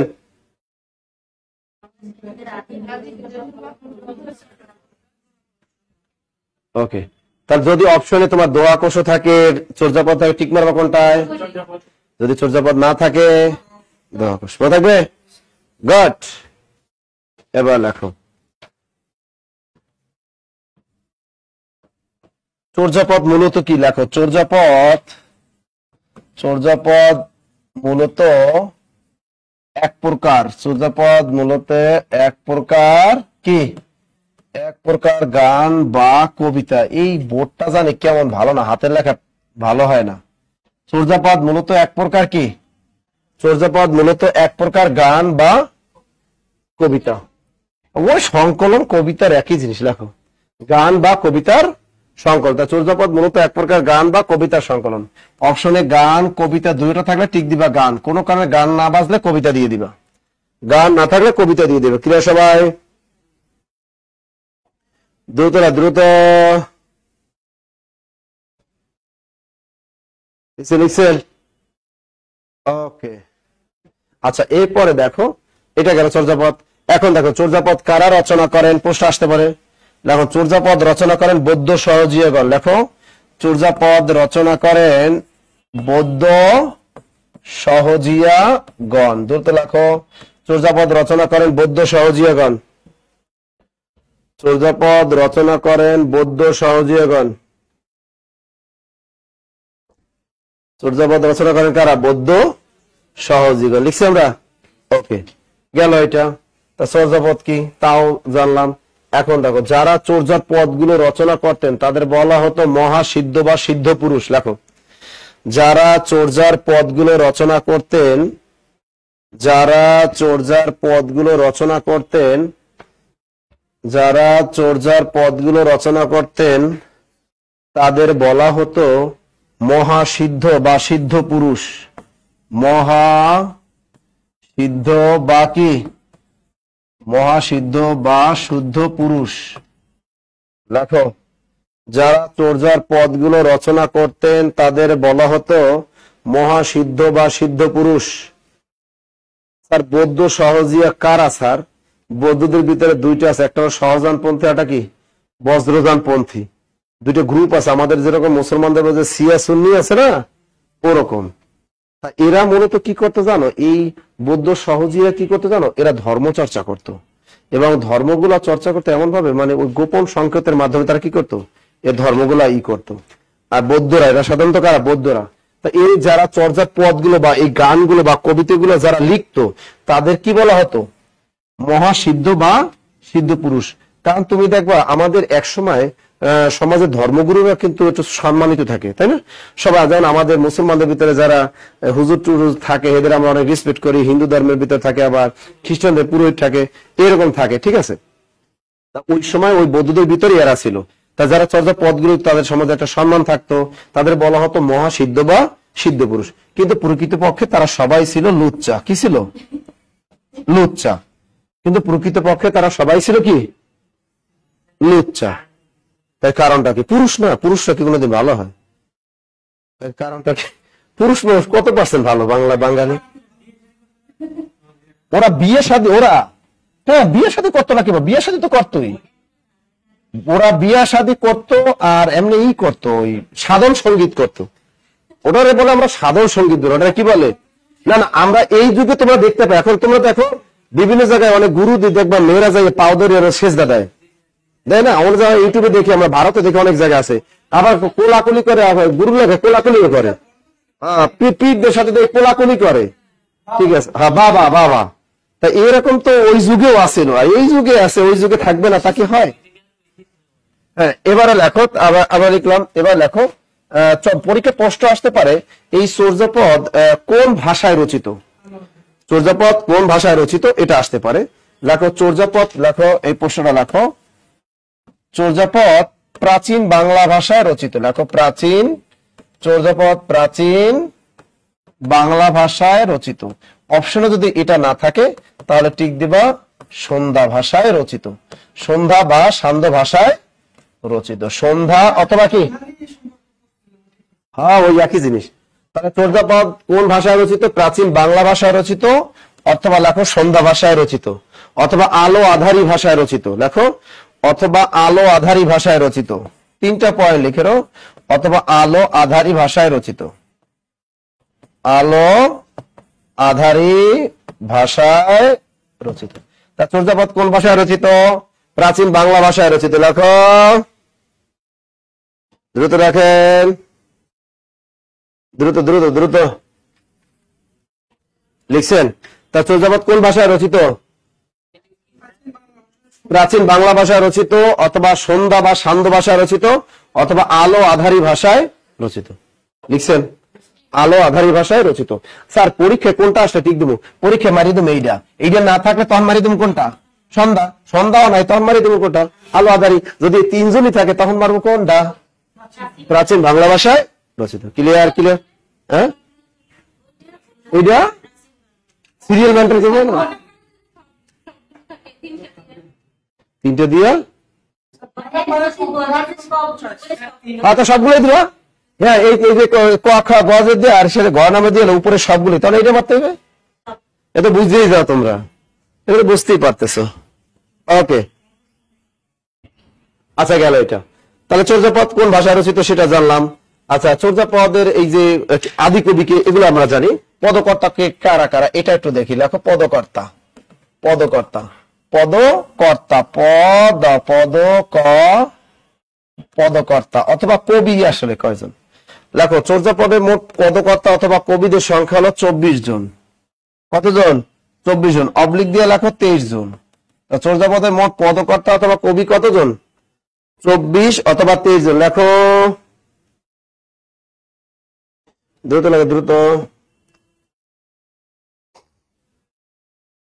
একজনে কয় ওই ধরনের বাবাদের থেকে সাবধান। না না, ওদের চিনতে পারে মানুষ কখন জানো? তুমি চিনতে পারবে না। আমাদের সমাজে অনেক ধরনের লেবাসধারী মানুষ থাকে, তুমি জানো না, ভারতে এগুলো বেশি, বাংলাদেশে অভাব নাই। লাল সালু উপন্যাসটা তো আমরা পড়ছি না, এরকম আমরা আছি। তুমি মনে করে যে এইরকম বুঝবো না যে সে বৌদ্ধ ধর্মগুরু আছে এরকম এক কালারই পরে উনি মনে হয় ভালো মানুষ, এটা কখনোই ভাববা না। তুমি মনে করো খ্রিস্টান দেবীতে একজন আছে, বা উনি মনে হয় খুব পিওর মানুষ, ভালা যাবে না। আমাদের হিন্দুদের ধর্মে আছে অনেক যে মৌলী মন্দিরে পুরোহিত পূজা করে, ব্রাহ্মণ, ওরে অত রেসপেক্ট করার দরকার নাই, কারণ ওর ভিতরে ভেজাল থাকতে পারে। আমাদের মুসলমানদের ভিতরে মনে করবো যে খালি টুপি একটা মাথায় দিলি সে হুজুর। আমরা কিন্তু এই সব কথাটা সবসময় বলি যে টুপি মাথায় দিলি হ্যাঁ হুজুর করে ডাকি, কিন্তু আসলে কিন্তু তার এইরকম ডাকা ঠিক না, তাই না? আমাদের মুসলমান টুপি মাথায় থেকে হুজুর না, এখন তুমি দেখবে টুপি মাথায় দিয়ে এই না জিন্সের প্যাচ বাসে তুমি বিক্রি করো, আরে রঙই উঠবে না, কাপড় বারে শাড়ির রং উঠবে না, সে কি কইছে? অথবা কিন্তু টুপি মাথায় দিয়ে আছে, সে করবে দাড়িও আছে, তুমি দেখবে সে কি করবে, আরে ভাই একদম চিনির মতো মিষ্টি লাগবে, বড় কিন্তু আরে চিনির মতো মিষ্টি, তো কমলা কিনতে যাবা চিনির মতো মিষ্টি, সবই চিনির মতো মিষ্টি। আগে যখন শরীর একটা থাকতাম ওই যা কিনতে যাবে সব চিনির মতো মিষ্টি, আমি কি ভাই শালগম কি চিনির মতো মিষ্টি? মানে ওদের এই যে একটা অভ্যাস হয়ে গেছে মুক্ত সব চিনির মতো মিষ্টি। হ্যাঁ, এরকম দেখবা যে অনেক কি সুন্দর দাড়ি টেরেছে, টুপি মাথায় লেবাস, এগুলো বলে লেবাসধারী। এগুলো কি লেবাসধারী? এগুলো ও চিন্তা করে আমি যদি এই লেবাসটা পরি তাহলে মানুষ দুর্বল হবে। হ্যাঁ, এইগুলো করে। আবার তুমি দেখবা ফেসবুকে দেখবা কিছু কিছু নীতি বাক্য দেয়, ওইটাই খারাপ। তুমি দেখো ফেসবুকে যে দেখবা যে ব্যক্তিটা ও নীতি বাক্য খালি নীতি বাক্য সারে, দেখবা ওর ভিতরে ওই নীতি বাক্য না। মা দিবস আসলে বিশ্বাস মায়ের মতো কেউ না, ওই শালায় মায়ের সালাম দেয় না, আচ্ছা না? ওরে বাবা, কিছু পুরুষ আছে বৌরে নিয়ে এত সুন্দর পোড়া দাম্পত্য জীবনের সুখে সাথীতে আছে, একটা বছর কাটিয়ে দিলাম 5 বছর, যাইতে ওই আর বৌরে রাইকে আর একজনের সাথে পরকীয়া করে, ও অবশ্য কম পাচ্ছে ওই কাজটা করে দেখছে। হ্যাঁ, এরকম অনেক আছে, বৌরে নিয়ে খালি পোস্ট দেয়। এগুলো আছে, এগুলো আছে, ঠিক আছে, এগুলো অনেক এগুলো ভাই আছে, অনেক আছে। আচ্ছা, তাহলে যদি এখন দেখো যারা অনলাইন আছে একটু খেয়াল করো, যদি আসে চর্যাপদের মোট পদকর্তা কতজন, কবি কতজন? 24। যদি 24 23 দুইটা থাকে 24-এ মারবা, 24 না থাকলে 23-এ মারবা, অর্থাৎ এইটা বউ এইটা শালি। বউ শালি থাকে ঠিক মতো কোনটায়? বউ নাই, তখন ঠিক মারবা কোনটা? শালি। এই কথাটা কইছে doctor Mohammad Shahidullah. Doctor Mohammad Shahidullah uncle এ কইতেছে যে চর্যাপদের পদসংখ্যা কয়জন? 23 জন। যাও, ডক্টর মোহাম্মদ শহীদুল্লাহ মতে কতজন? 23 জন। ক্লিয়ার? দ্রুত লাগা, দ্রুত দ্রুত দ্রুত লিখছেন লিখছেন লিখছেন লিখছেন লিখছেন। ওকে, এখন দেখো পরীক্ষা প্রশ্ন আসতে পারে চর্যাপদের আদিকবি কে, অথবা বাংলা সাহিত্যের আদিকবি কে? লেখো লেখো, চর্যাপদের আদিকবি অথবা বাংলা সাহিত্যের আদিকবি বা প্রথম কবি। দ্রুত লেখো, চর্যাপদের আদিকবি বা প্রথম কবি অথবা বাংলা সাহিত্যের আদিকবি বা প্রথম কবি। দ্রুত লেখো, বাংলা সাহিত্যের আদিকবি বা প্রথম কবি অথবা চর্যাপদের আদিকবি বা প্রথম কবি। বড় ভাই বুঝতেছেন? গুড। মনে কষ্ট না, বেকারদের কষ্ট কথা কেউ দেখে না। মেয়েরা তো অনেক কষ্টে আছে, অনেক মেয়েরা এমন কষ্টে, জানো আমাদের সমাজে জানো আমি বিয়ে করি না, কেউ কিছু কয় না, কিন্তু কিন্তু আমার মতো বয়সে যদি একটা মেয়ে থাকতো, মানে আমি যদি আমার এই বয়সে এরকম একটা মেয়ে থাকতো, ওরে সমাজে মনে হয় গুলি করে মেরে লাইতো, কথা দিয়ে মারিয়ে ফেলাইতো। কথা দিয়ে কিন্তু মানুষের সবচেয়ে বেশি মারা যায়, তুমি জানো। আর সাধারণত একটা মেয়ে অনার্স কমপ্লিট করার পর মায়ের এ তোর বিয়ে হয় না খা, হ্যাঁ ছেলেদের সাথে এখন আমার বলছে এখন ছেলেদেরও মানুষ ই মারে, ওইগুলো ছেলেরা তো টুকটাক পরকীয়া করে, সেগুলো কোনো দোষ নাই, কিন্তু মাইয়া গুলা কই যাইব ক? আমাদের সমাজে মেয়েরা যে কত কষ্টে আছে আল্লাহ জানে, বেশি সাফার করে। তারা কি লিখলা? বাংলা সাহিত্যের আদি কবি বা প্রাচীন কবি অথবা কি অথবা এই যে ওর নাম লুইপা। চর্যাপদের আদি কবি বা প্রথম কবিকে লুইপা। দ্রুত লেখো, দ্রুত লেখো, দ্রুত দ্রুত দ্রুত। হ্যাঁ, এরা পুরুষ না মেয়ে? ওরে বেটা লুইপা কণ্ঠশিল্পী, ওইটা মেয়ে লেডিস বাংলাদেশে, কিন্তু ওই লুইপা এই লুইপা না। কণ্ঠশিল্পী লুইপা মেয়েটা অনেক ভালো, চেহারা অনেক কিউট আছে, ওর কণ্ঠটা আমার সুন্দর, ভালো লাগে আমাকে, ওরে আমার ভালো লাগে রিয়েলি। এখন সেই লুইপা না, এই লুইপা পুরুষ, পুরুষ, এটা পুংলিঙ্গ। হ্যাঁ, এটা পুরুষ। মানে চর্যাপদের হলো আদি কবি বা প্রথম কবি অথবা বাংলা সাহিত্যের আদি কবি বা প্রথম কবি, সে কে? এই লুইপা। ক্লিয়ার? লুইপা মনে থাকবে, লুইপা। কিন্তু ডক্টর মোহাম্মদ শহীদুল্লাহর মতে সবরপা, কিন্তু ডক্টর মোহাম্মদ শহীদুল্লাহর মতে কে? সবরপা। দ্রুত লিখে রাখো, কিন্তু ডক্টর মোহাম্মদ শহীদুল্লাহর মতে সবরপা। দ্রুত দ্রুত দ্রুত রাখো, দ্রুত। তোমরা কমেন্ট করবা, যদি কেউ কিছু বুঝতে না পারো কমেন্ট করবা, কমেন্ট করবা, কমেন্ট করবা, কমেন্ট করবা। তাহলে কি লিখলাম? তাহলে লুইপা আর শহীদুল্লাহ আঙ্কেল কি কইছে? সবরপা। তাই পরীক্ষা লুইপা সবরপা থাকলে আমরা লুইপা কি বেছে নিব। ক্লিয়ার তো? ওকে, গেল এটা, গেল এটা। চর্যাপদের আদি কবি বা প্রাচীন কবি কে? বাংলা সাহিত্যের আদি কবি প্রাচীন কবি। গুড। এবার লেখো, এখানে আসতে হবে চর্যাপদের প্রধান এবং শ্রেষ্ঠ কবি। লেখো, চর্যাপদের প্রধান এবং শ্রেষ্ঠ কবি হলো কাহ্নপা। লেখো, চর্যাপদের প্রধান এবং শ্রেষ্ঠ কবি হলেন কাহ্নপা।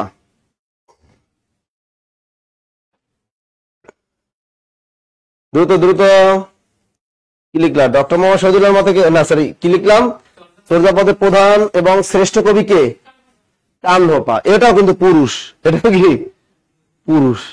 এবার লেখো, চর্যাপদের একমাত্র নারী কবি কে? কুক্কুরিপা। লেখো, চর্যাপদের একমাত্র লেডিস কবি, ওর নাম হলো কুক্কুরিপা। ওর নাম কি? কুক্কুরিপা। চর্যাপদের একমাত্র লেডিস কবি বা নারী কবি। দ্রুত লেখো, দ্রুত লেখো। স্যার এই টপিকে আর একটা ক্লাস হয়েছিল, এই টপিক ক্লাস হয়েছে ওরকম না, এটা হচ্ছে বিসিএস এর ক্লাস, তাই না? ওই ক্লাসটা নিয়েছিলাম আমরা বিসিএস বেস, ওটা বিসিএস এর সাথে রিলেটেড ছিল, ওটা বিসিএস এর সাথে রিলেটেড ছিল, এই জন্য ওখানে তথ্য বেশি পড়াইছি, কিন্তু কম কম ইম্পর্টেন্ট গুলো পড়াইতেছি। তাহলে একমাত্র লেডিস কবি কে? কুক্কুরিপা। এবার লেখো, চর্যাপদের আধুনিক কবি ভূসুকুপা। চর্যাপদের আধুনিক কবি ভূসুকুপা।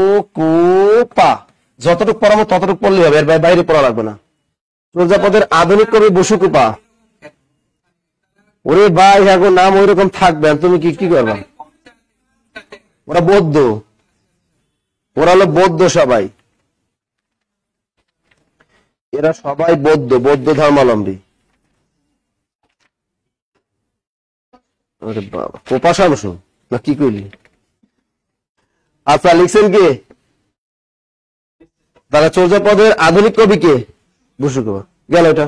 পরীক্ষা প্রশ্ন আছে, চর্যাপদের কোন কবি নিজেকে বাঙালি বলে পরিচয় দিয়েছেন? এই ভূসুকুপা।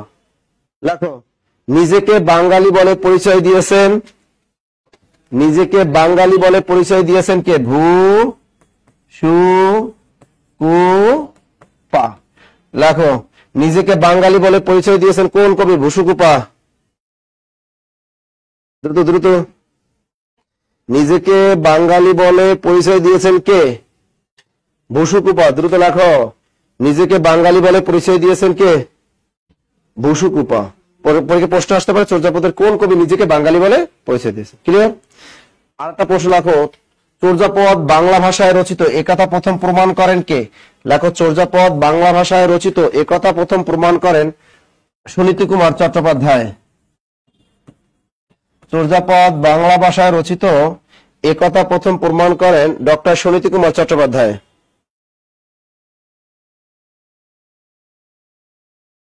চর্যাপদ বাংলা ভাষায় রচিত একথা প্রথম প্রমাণ করেন। দ্রুত লাগবা, এর বাইরে জীবনও আসবে না। কোন 10 থেকে 20 মুকেট বলো, নিবন্ধন বলো, প্রাইমারি বলো।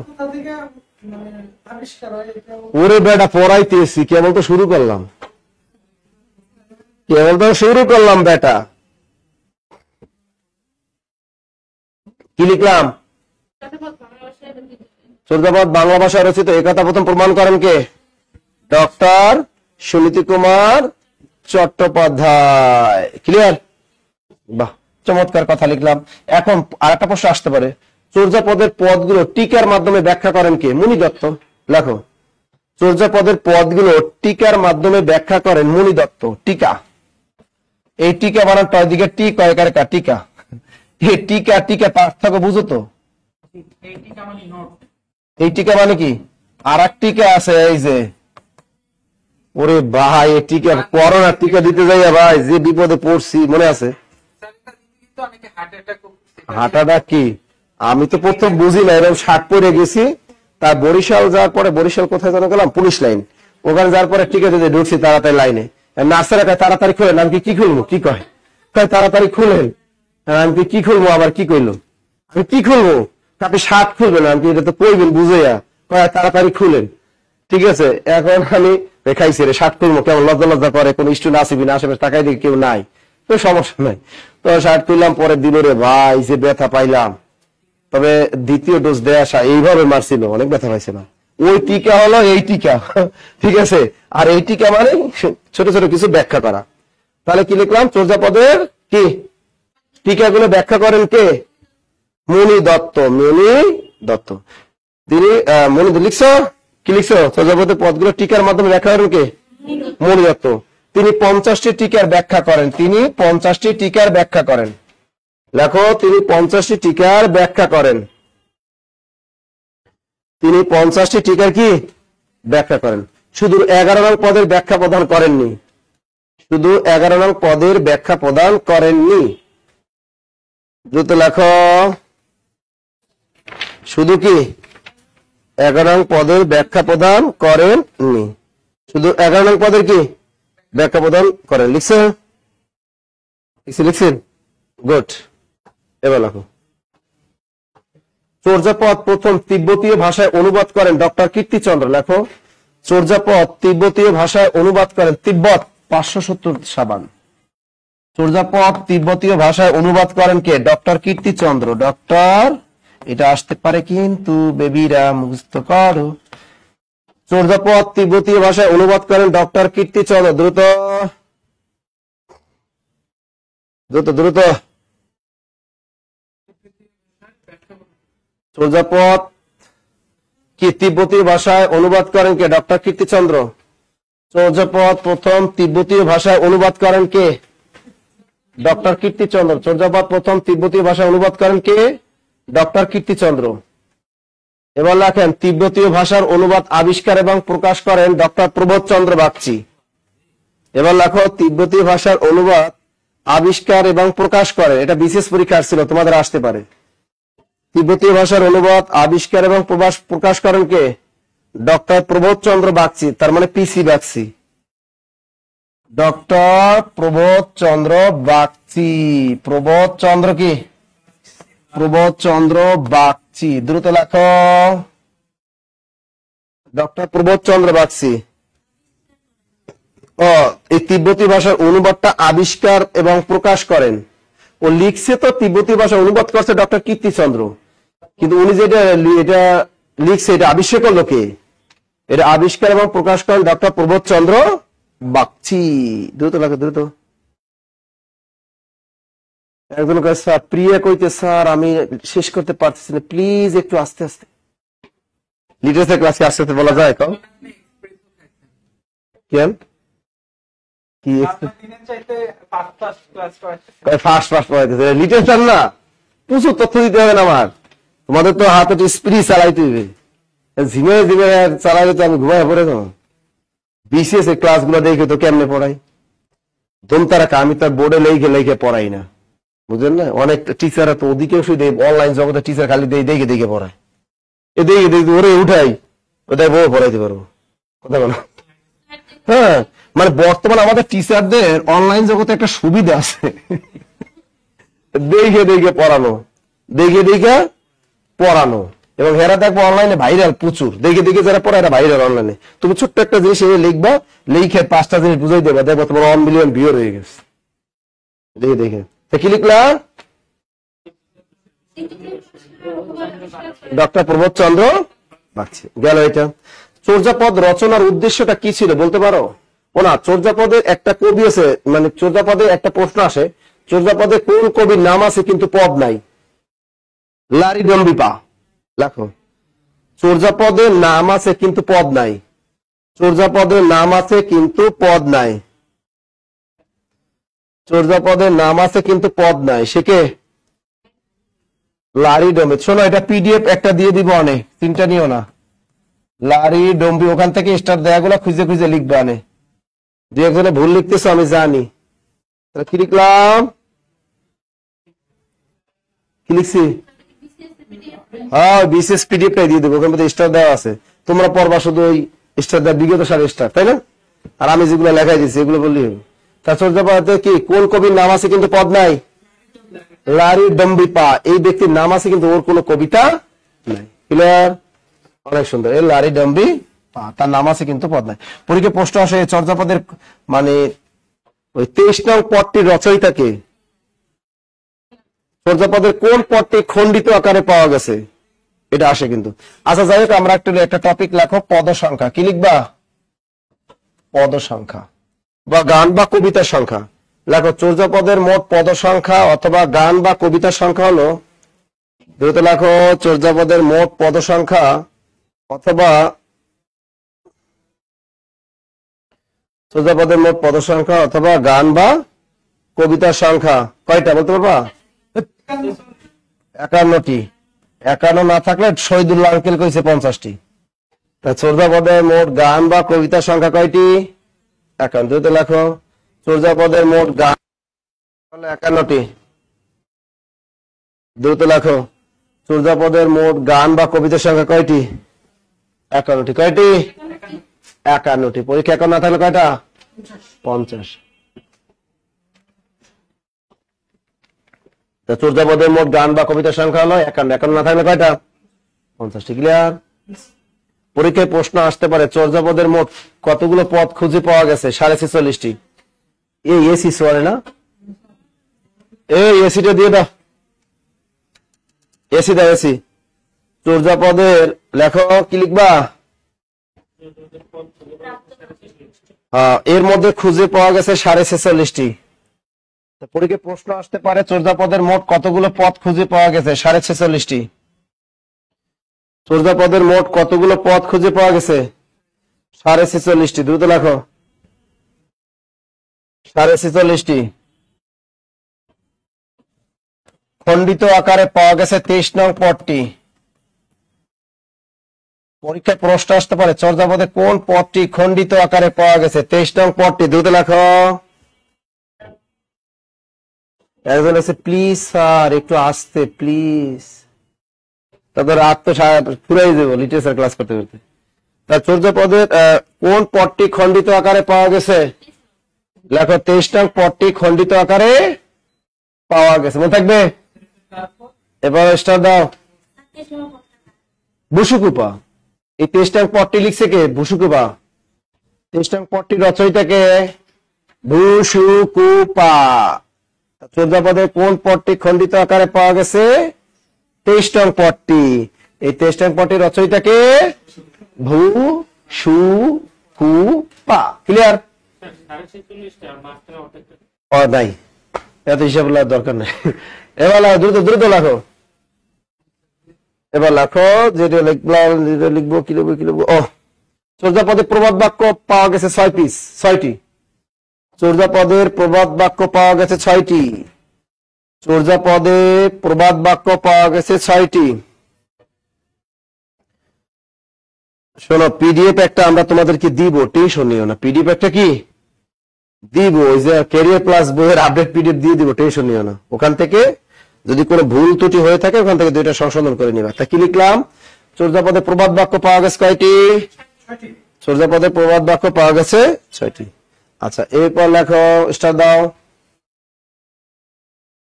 চর্যাপদ কোন ছন্দে রচিত? প্রাইমারি প্রথম ধাপে পরীক্ষা ছিল। চর্যাপদ মাত্রাবৃত্ত ছন্দে রচিত। সবাইরে বলে দিই, রোজার ভিতরে কিন্তু প্রাইমারি সার্কুলার আসবে, সাবধান, পড়াশোনা বাড়াই দিবে তোমরা, ঠিক আছে? পড়াশোনাটা একটু বাড়াই দিবা। কি লিখছো? নিবন্ধন রমজানে আসতে পারে, না আসতে পারে, কিন্তু প্রাইমারি আসার সম্ভাবনা বেশি। গতকাল শুনলাম প্রাইমারি আসবে। এবার কি লিখলা? প্রাইমারি কিন্তু রমজানে আসবে। তার চর্যাপদ কোন ছন্দে রচিত? মাত্রাবৃত্ত, মাত্রাবৃত্ত ছন্দে রচিত। দ্রুত লেখো, চর্যাপদ মাত্রাবৃত্ত ছন্দ রচিত। লিখছো? গুড। চর্যাপদের সর্বাধিক পদ রচয়িতাকে? কান্নপা। লেখেন, চর্যাপদের সর্বাধিক পদকর্তা রচয়িতা হলো কান্নপা। ব্র্যাকেটে লেখো 13টি। চর্যাপদের সর্বাধিক পদকর্তা রচয়িতা হলো কে? চর্যাপদের সর্বাধিক পদকর্তা রচয়িতাকে বা সবচেয়ে বেশি পদ রচনা করছেন কে? চর্যাপদের সবচেয়ে বেশি পদ রচনা করছেন কে? কাহ্নপা। কাহ্নপা ব্র্যাকেট লেখো 13টি। কয়টি? 13টি। চর্যাপদের সবচেয়ে সর্বোচ্চ পদকর্তা রচয়িতা কে? কাহ্নপা। কটা লিখছে? 13টি। এবার লেখো, চর্যাপদ রচনার মূল উদ্দেশ্য ছিল ধর্মচর্চা। চর্যাপদ রচনার মূল উদ্দেশ্য কি ছিল? ধর্মচর্চা। চর্যাপদ রচনার মূল উদ্দেশ্য ছিল ধর্মচর্চা। চর্যাপদ রচনার মূল উদ্দেশ্য কি ছিল? ধর্মচর্চা। লিখছেন? এবার আসতে পারে, চর্যাপদ কে আবিষ্কার করেন? লেখেন, চর্যাপদ প্রথম আবিষ্কার করেন ডক্টর হরপ্রসাদ শাস্ত্রী। চর্যাপদ প্রথম আবিষ্কার করেন কে? ডক্টর হরপ্রসাদ শাস্ত্রী। ডক্টর কি? ডক্টর হরপ্রসাদ কি? ডক্টর হরপ্রসাদ শাস্ত্রী। দ্রুত লেখো। চর্যাপদ প্রথম আবিষ্কার করেন ডক্টর হরপ্রসাদ শাস্ত্রী। 1900 কত সালে? 1907 সালে নেপালের রয়্যাল লাইব্রেরি থেকে। কোথা থেকে?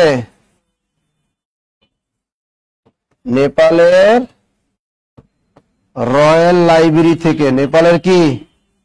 রয়্যাল লাইব্রেরি থেকে। মনে থাকবে? ওরে বেড়া, রয়্যালের বাংলা কি? আচ্ছা, রয়্যালের বাংলা কি? রাজগ্রন্থ। শালা রাজ দরবার বলি আগে আমরা, রাজ দরবার বলি এটা, ঠিক আছে? নেপালের রয়্যাল লাইব্রেরি থেকে না, মানে নেপালের রাজগ্রন্থশালা থেকে। মনে থাকবে? শোনো, একটা জিনিস কই, কারো সাথে বিক্রি করবা না, কারো সাথে মিথ্যা কথা বলবা না, কারো সম্পত্তি আত্মসাৎ করবা না, এই কথা হলো, কারোর উপর জুলুম অত্যাচার করবা না। আমি সবাইকে একটা পরামর্শ দিই, তুমি চিন্তা করো, একসময় ভাবো যে শেখ হাসিনা এক সময় আয়রন লেডি বলা হতো, বিশ্বের আয়রন লেডি কে? আমাদের মাননীয় প্রধানমন্ত্রী শেখ হাসিনা। এখন দেখো, তাকে বাংলা একাডেমিতে তার টিস্যু বানায় ফেলাইছে। কি বানায় ফেলাইছে? তার নামে টিস্যু বানায় ফেলাইছে, তার নামে সেখানে ডাস্টবিন হয়ে গেছে। চিন্তা করো মানুষ কতটা এরকম হতে পারে। এরকম যদি আমি যদি আজ করি, তুমিও যদি করো, পারাপতি তোমারও এরকম জায়গা হবে। ইতিহাস থেকে প্রত্যেক মানুষের শিক্ষা নিতে হবে। আমাদের ইতিহাস থেকে আমাদের প্রত্যেক মানুষের একটা শিক্ষা নিবে। যে দলই করে না কেন, সবাই শিক্ষা নেওয়া উচিত। কারো উপর অত্যাচার, জুলুম, এগুলো আল্লাহ সহ্য করে না। প্রকৃতির নিয়মই তোমাকে আল্লাহ শাস্তি দিয়ে দিবে। যে আমি ক্ষমতাশালী, এটা কিন্তু ফেরাউনও কিন্তু বলেছিল, কি কিন্তু টিকতে পারছে? নেপালের রয়্যাল লাইব্রেরি থেকে। জন্য কার উপর জুলুম আমরা করবো না। আচ্ছা, গেল এটা নেপালের রয়্যাল লাইব্রেরি।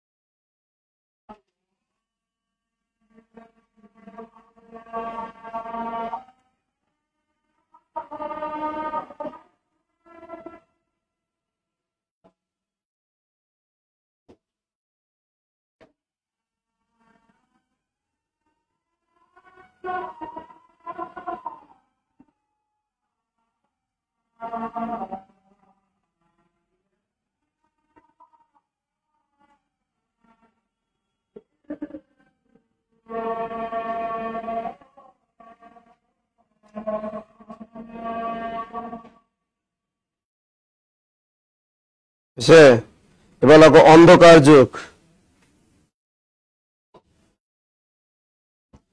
কি লিখবা? অন্ধকার যুগ। দ্রুত লেখো, লেখো অন্ধকার যুগ। যারা এই চর্যাপদ অনেক বিশাল একটা টপিক, তা তো জানেন আপনারা, 2 ঘন্টায় শেষ হয় না। এই চর্যাপদ সম্পর্কে চর্যাপদের পিডিএফটা দিয়ে দিবে আমাদের কেরিয়ার প্লাস বই থেকে। ওখান থেকে যেগুলা বিগত সালে বিভিন্ন চাকরি পরীক্ষা আসছে, 2-1টা যদি বাদ যায় সে 2-1টা অ্যাড করে নেবে এর সাথে। যতটুকু লিখতে পেরেছো এসব 2-1টা কি অ্যাড করবে। বলে এই সাহিত্যের জন্য কোনো বাজারে গাইড বই টাচ করবে না, কারণ বাজারে গাইডে অনেক ভুল ত্রুটি থাকে, যেগুলো আমি প্রতিনিয়ত কিন্তু লাইভে এসে বলি, চিল্লাই যে এই ব্যাকরণ এইখানে ভুল, ওই জায়গায়। যেমন নত্য সত্যবিধি দেখবে বাজারে সব বইয়ে ভুল। এই নত্য সত্যবিধি বাংলা কাটে বাদ দিয়ে দিছে। আমি যে তোমাদের নত্য সত্যবিধি পড়াই না, এর কারণ একটাই, এই যে দেখো আমি দেখলাম মন বানানটা এখন এটা হয়ে গেছে। আবার দেখো মন বানান এখনো আছে, আছে না? আবার শান বানানটা দেখো এটাই চেঞ্জ হয়ে গেছে। এখন দেখো ওই পুরাতো ওখানে দেয়া শান, এটা অনেক চেঞ্জ আসছে। এই জন্য বললাম যে যা দেই অনেক, যদি আমার বইয়ে কোনো ভুল ত্রুটি পাও তোমরা শিটে আমাকে জানাবা। আচ্ছা, এবারে আমরা লেখো অন্ধকার যুগ। এখান থেকে যে কটা প্রশ্ন আসতে পারে, ওরে বেডা বইটা পাবি, কাজ চলতেছে, মানে একটু ঝামেলা চলতেছে, তো আমাদের একটু ঝামেলা চলতেছে, মানে কি বলুন, মানে মারাত্মক প্রেসারে আছে, এই জন্য বইটা তো এতদিনে বের হয়ে যাইতো। কাজ চলে, তারপর অনেক কাজ চলতেছে। এবার কি লিখবো? অন্ধকার যুগ। আচ্ছা, বাংলা সাহিত্যে অন্ধকার যুগ 1201 থেকে কত মনে আছে? 1201 থেকে 1350।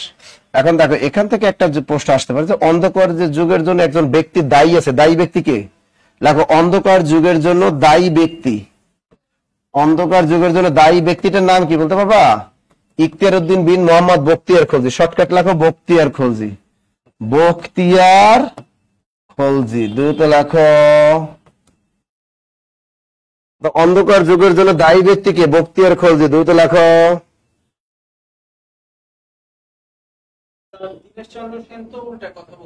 ওরে যা কয় কোক ভাই, তোমাদের পরীক্ষা যেটা বই দেখো ভাই, যা আছে এটা পড়ো, শোনো মোটামুটি পড়ো, আর আল্লাহর বিল্লাহ কিছু করো। কারণ কয়বারে গেলে মুনকার নাকের জিজ্ঞেস করবে না, কত বাংলা সাহিত্যের আদি কবিকে মুনকার নাকের এগুলো জিজ্ঞেস করবে না। এগুলা আজাইরা জিনিস পড়তে আছি আমরা, এর নাম বাঙালি, যা কোনো কাজে লাগে না, এটা পড়ায়। তাহলে অন্ধকার যুগের জন্য দায়ী ব্যক্তিকে বখতিয়ার খলজি। এবার লেখো অন্ধকার যুগের প্রধান সাহিত্য 3টা। লেখো অন্ধকার যুগের প্রধান সাহিত্য 3টি। অন্ধকার যুগের প্রধান সাহিত্য কয়টি? 3টি। অন্ধকার যুগের প্রধান সাহিত্য কয়টা?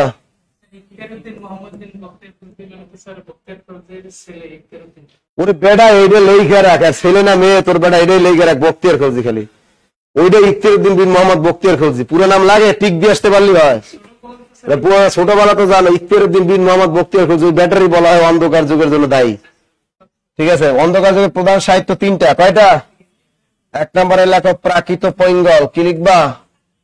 প্রাকৃত পৈঙ্কের পৈ উইমুগল, প্রাকৃত পৈঙ্গল। প্রাকৃত পৈঙ্গল এটি রচনা করেন শ্রীহর্ষ। এটি রচনা করেন কে? ব্যক্তির নাম কি? এটি রচনা করেন কে? এটি রচনা করেন শ্রীহর্ষ। আপনারা বাংলা মিডিয়াম লেখেন, যেটি রচনা করেন ঘোড়া, শ্রী ঘোড়া, ওটা লিখুন আবার। এটি রচনা করেন শ্রীহর্ষ। দ্রুত লেখো। শোনেন, যারা এখানে যদি কেউ নিবন্ধনে ভর্তি থাকেন, আপনারা নিবন্ধনের লেকচার শিট একটু সময় লাগতেছে, কারণ আমাদের নিবন্ধনে একটু আপডেট করতেছি, ইংরেজি লেকচার শিটটা আর বাংলাটা, বুঝছেন?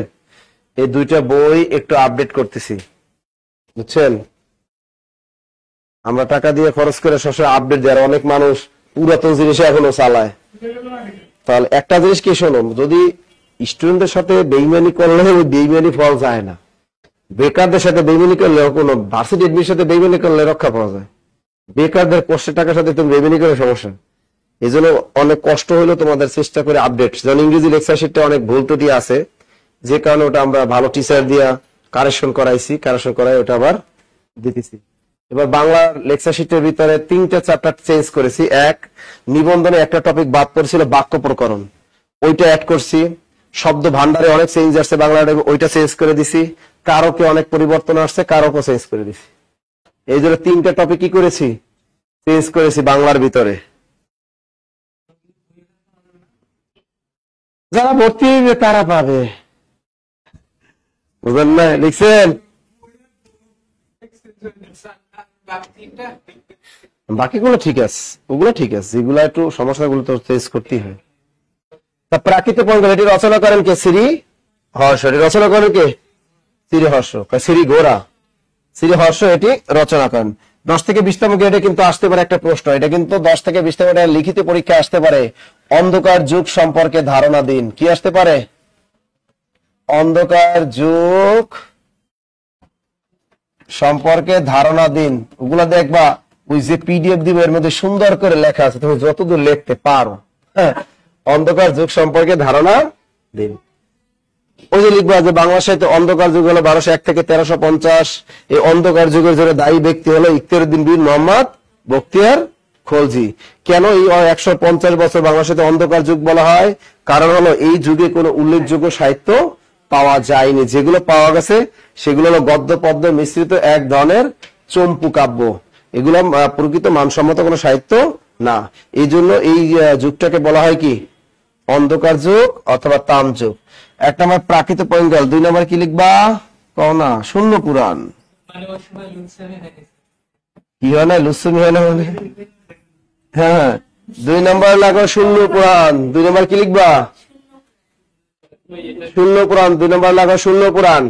এই শূন্য পুরাণ এটি রচনা করেন রামাই পণ্ডিত। লেখো, এটি রচনা করেন রামাই পণ্ডিত। এটি রচনা করেন কে? রামাই। দ্রুত লেখো, এটি রচনা করেন রামাই পণ্ডিত।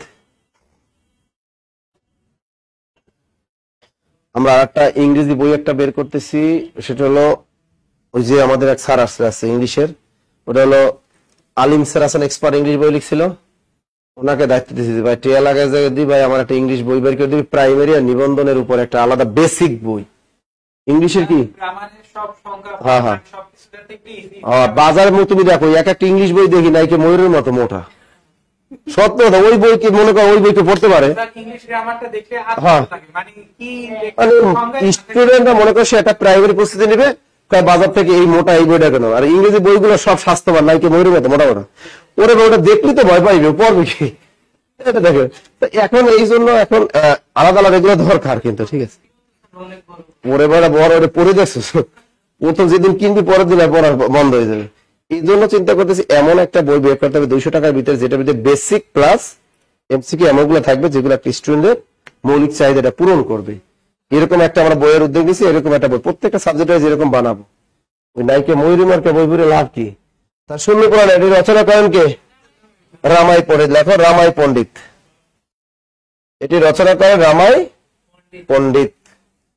দ্রুত লেখেন, পেয়ে যাবেন আপনারা, হয়তো 1 মাস লাগবে। 1 মাসের ভিতরে আমরা প্রাইমারি নিবন্ধন একটা বেসিক একটা ইংরেজি বই আমরা ইনশাল্লাহ আপনাদের হাতে দিতে পারবো।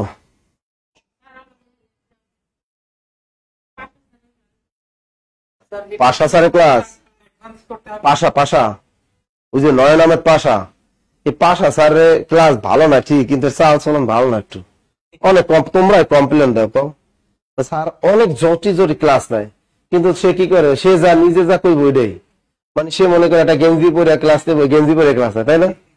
জুতা পরে একটা পঞ্চ পরে যাইবো, কিন্তু সে তার, তবে অন্য লোকটার মাথায় কিন্তু অনেক জোশ জ্ঞান আছে, কিন্তু সবাই তোমরা নিতে পারো। তোমরা একটা মানুষ যারই ক্লাস দিলে তোমরা নেগেটিভ সমালোচনা করো, এই কাজটা করা যাবে না।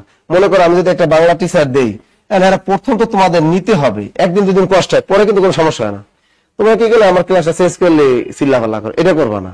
পাশাপাশি অনেক ভালো ক্লাস নেই ভাই, সে যা হয় হোক, সে গেঞ্জি পরে ক্লাস নেক বা যা নেক বা জুতো, ওটা তো তোমার দেখার বিষয় না। ক্লাস ভালো নিলেই হইল, ক্লাস ভালো নিলে হলো, কথা হলো এটা, ঠিক আছে? ইংলিশ সুমন হায়দার আসবে, সবাই ব্যস্ত। একটা জিনিস কি, তুমি প্রত্যেককে, আমি যদি মরে যাই তো আমার তুমি ফেরত পাবা, বা আমি যদি না নেই তুমি কিছু করতে পারবা? কত আমরা সব সার্জারি এখানে সুযোগ দিই, জব মেডিসিনে একটা জিনিস সুযোগ দিই।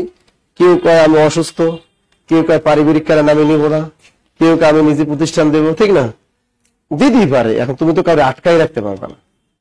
তারে বলছে যে আচ্ছা ঠিক আছে নিব, সে নিজে আবার প্রতিষ্ঠান খুলছে, সে ওগুলো পড়ায়, আবার বল ফোন ধরে না, ফোন দিলে কিছু করার নাই। কেউ যদি না নেয়, সে অনেক ভালো। সুমন হায়দার তো অনেক ভালো ক্লাসিক, বেসিক পড়াই তো অস্থির, ঠিক না? আমি ওর ক্লাস দেখি, একটু হাতে লেখা বোঝা কঠিন ইংলিশে, কিন্তু ক্লাস তো অস্থির। ওরা বলছি মাঝে মাঝে, দেখি আবার নিতে পারে কিনা।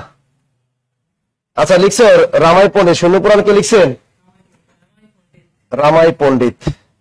এবার দেখো আর একটা, 3 নম্বরে কি বলতো, ওটা কি, শেখ শুভদয়া।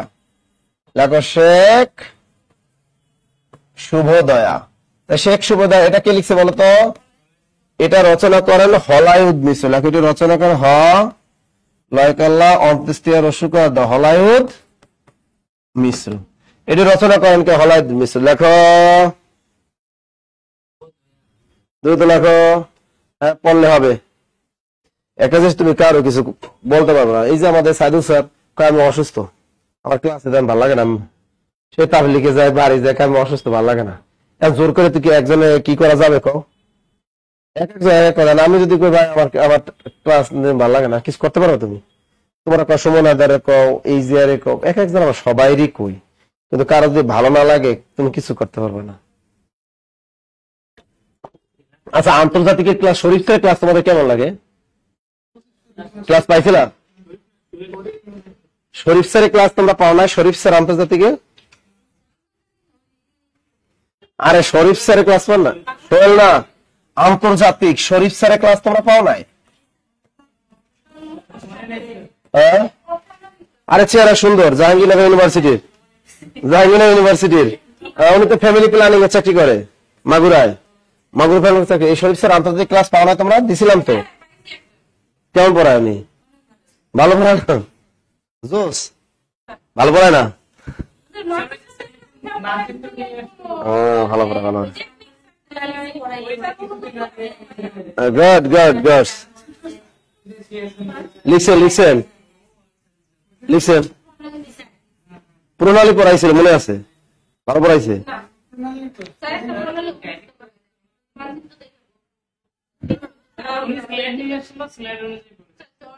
ও সবাই তো আর এক না, হ্যাঁ? শোনো তোমরা সবাই কি কর, তোমরা মানুষ, তোমরা সবাই একজনে কয় স্যার আপনি স্লাইড নিয়ে পড়ান, আর একজন কয় স্যার স্লাইড দেখে পড়ায়, স্যার মনে হয় পারে না। তোমরা এক একজন এক এক স্টাইল। আমরা টিচাররা কই যাও? হ্যাঁ, আবার যদি এমসিকিউ সলভ করায়, শোনো এমসিকিউ সলভ করে স্যার আপনি কি বেসিক পারেন, আপনি খালি দেখি এমসিকিউ পড়ান, তোমরা সবই তো তোমরা, আমরা যাবো কই?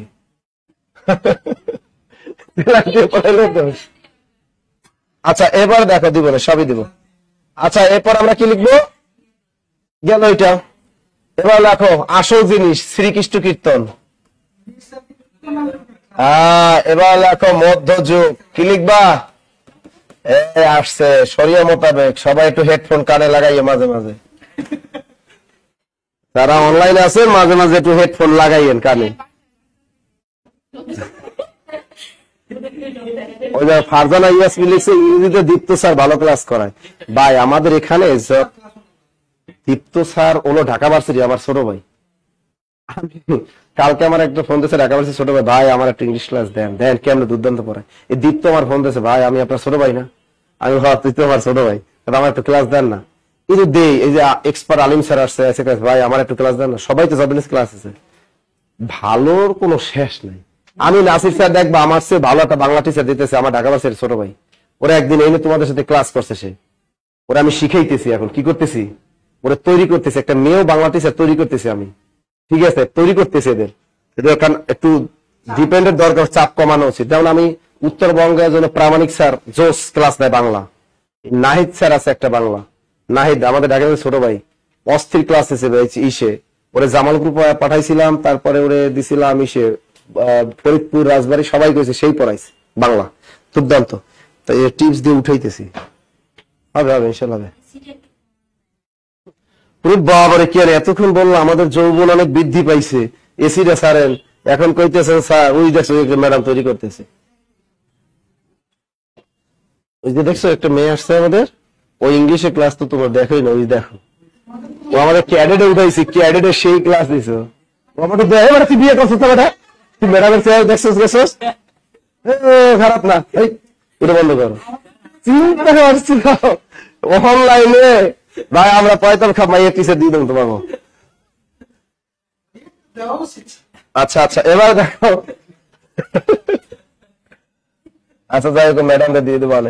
আচ্ছা দেখো এবার দেখো মধ্যযুগ, না ওদের দিব আমি ভার্সিটি এডমিশনে, ওদের দিছি আর ক্যাডেটে ক্লাসে দিছি। ও ক্যাডেটে ক্লাসটা ভার্সিটি এডমিশনের ক্লাস ওদের উঠাবো। হ্যাঁ চালু করতেছি। শোনো ভাই যারা অনলাইনে আসো, ভাই দয়া করে একটু হেডফোন লাগাইয়ে তোমরা যারা আশেপাশে আসো, ঠিক আছে? হেডফোন লাগাইছি, জি স্যার লাগাইছি, অলরেডি লাগাইছেন তো? ওকে, আবার বক্স বাজাইয়েন না। ওই দিন একটা আমি শ্রীকৃষ্ণ কীর্তন পড়াইছি, একটা স্যার আমি কি করি জানি আপনার ক্লাসের আগে কি করছো, স্যার আমার বক্স আছে ভাড়া করছি, এই আইনা দিছি লাগাইয়া স্যার, পুরো বাড়ির মানুষে শুনাইছি। পুরো বেডা, তুই তো আসল পুরুষ। যাই হোক, তবে আমি শরীয়ত মোতাবেক পড়াই দেবো, তোমাদের তো বিসিএস এর মতো ডিপলি পড়ার দরকার নাই, শরীয়ত মোতাবেক পড়াই দেবো। যেগুলো পরীক্ষা আসবে, যেগুলো পরীক্ষা আসবে শরীয়ত মোতাবেক বুঝে নেবে, ওকে? মানে আমি সিস্টেমে বলে দিব। আচ্ছা লেখো মধ্যযুগের আদি নিদর্শন বা প্রথম গ্রন্থ, দ্রুত লেখো মধ্যযুগের আদি নিদর্শন, মধ্যযুগের আদি নিদর্শন বা প্রথম গ্রন্থ, দ্রুত লেখো মধ্যযুগের আদি নিদর্শন বা প্রথম গ্রন্থ, মধ্যযুগের আদি নিদর্শন বা প্রথম গ্রন্থ, দ্রুত লেখো ভাইয়ারা। মধ্যযুগের আদি নিদর্শন বা প্রথম গ্রন্থের নাম কি? শ্রীকৃষ্ণ কীর্তন কাব্য, শ্রীকৃষ্ণ কীর্তন কাব্য, দ্রুত লেখো,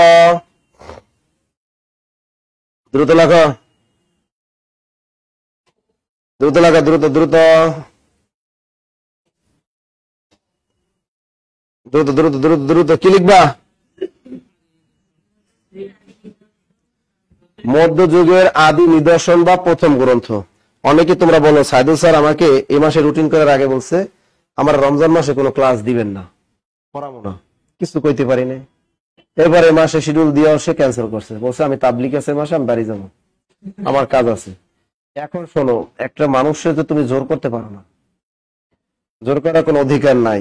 মানে এটা অনেক কষ্ট পাইছি আসলে, আমি মারাত্মক কষ্ট পাইছি যে স্টুডেন্টদের ক্লাস ই করাটা মারাত্মক কষ্ট পাইছি, এটা নিয়ে অনেক ঝামেলা। এখন সে প্রেশার বেশি হয়ে যায়, কি করবো কও? যাই হোক, মধ্যযুগের আদি নিদর্শন বা প্রথম গ্রন্থ কি? শ্রীকৃষ্ণ কীর্তন কাব্য। কি লিখবেন? শ্রীকৃষ্ণ কীর্তন কাব্য। এখন দেখো এই হলো মধ্যযুগের আদি নিদর্শন। এখান থেকে আর একটা প্রশ্ন আসতে পারে যে এই শ্রীকৃষ্ণ কীর্তন কাব্যটির মূল রচয়িতা কে? বলো। আমরা চর্যাপদের মূল রচয়িতা ছিল 24 জন। কত লিখছে? চর্যাপদ লিখছে কয়জন? 24 জন। আর শ্রীকৃষ্ণ কীর্তন লিখছে ওনলি ওয়ান পার্সন। কত? একজন লিখছে। তাহলে শ্রীকৃষ্ণ কীর্তন কাব্যটির রচয়িতা কে বলতে পারো? বড়ু চণ্ডীদাস। লেখেন বড়ু চণ্ডীদাস, দ্রুত লেখেন। কি লিখবেন? বড় চণ্ডীদাস বেটা, বড়ু বড়াই বন্ধুরা, বড়ু চণ্ডীদাস লেখো, বড়ু চণ্ডীদাস, দ্রুত লেখো, বড়ু চণ্ডীদাস, দ্রুত লেখো, দ্রুত লেখেন। তাহলে এই বড়ু চণ্ডীদাস লিখছো, এই লোকটা কিন্তু ছিল লুচ্চা। এই লোকটা কি ছিল? লুচ্চা ছিল, মারাত্মক লুচ্চা ছিল এই লোকটা। না থাকলে উনি কিন্তু এই সাহিত্যটা লিখতে পারতো না। লিখছো নাকি খাতায়? আবার লোকটা ছিল লুচ্চা। বেটা এগুলো পরীক্ষা আসবে না, এগুলা পরীক্ষা আসবে না। এই হলো বড়ু চণ্ডী দাস। বলো। হ্যাঁ হ্যাঁ, লিখছো? লেখো। এই কাব্যটি আবিষ্কার করেন কে? তাই তো, লেখো শ্রীকৃষ্ণ কীর্তন। শর্টকাট লেখো। এই কাব্যটি আবিষ্কার করেন শ্রী বসন্ত রঞ্জন রায়। এই কাব্যটি আবিষ্কার করেন শ্রী বসন্ত রঞ্জন রায়। লেখো, এই কাব্যটি আবিষ্কার করেন শ্রী বসন্ত রঞ্জন রায় 1909 সালে। 1909 সালে। দ্রুত লেখো। শ্রী বসন্ত রঞ্জন রায় কত সালে? 1909 সালে। এই কাব্যটি আবিষ্কার করেন শ্রী বসন্ত রঞ্জন রায় কত সালে? 1909 সালে। পশ্চিমবঙ্গের বাঁকুড়া জেলার কাকিল্লা গ্রামের দেবেন্দ্রনাথ মুখোপাধ্যায়ের গোয়াল ঘরের মাচা থেকে। কি লিখবা? এটি আবিষ্কার করেন শ্রী বসন্ত রঞ্জন রায় 1909 সালে। লেখো 1909 সালে। পশ্চিমবঙ্গের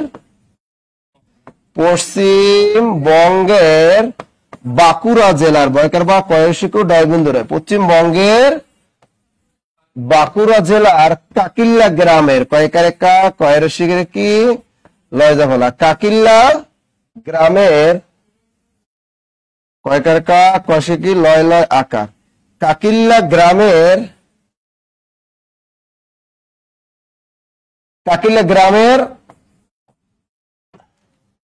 ঠিক আছে, দেবেন্দ্রনাথ মুখোপাধ্যায়ের গোয়াল ঘরের মাচা থেকে। দ্রুত লেখো। দেবেন্দ্রনাথ মুখোপাধ্যায়ের গোয়াল ঘরের মাচা থেকে।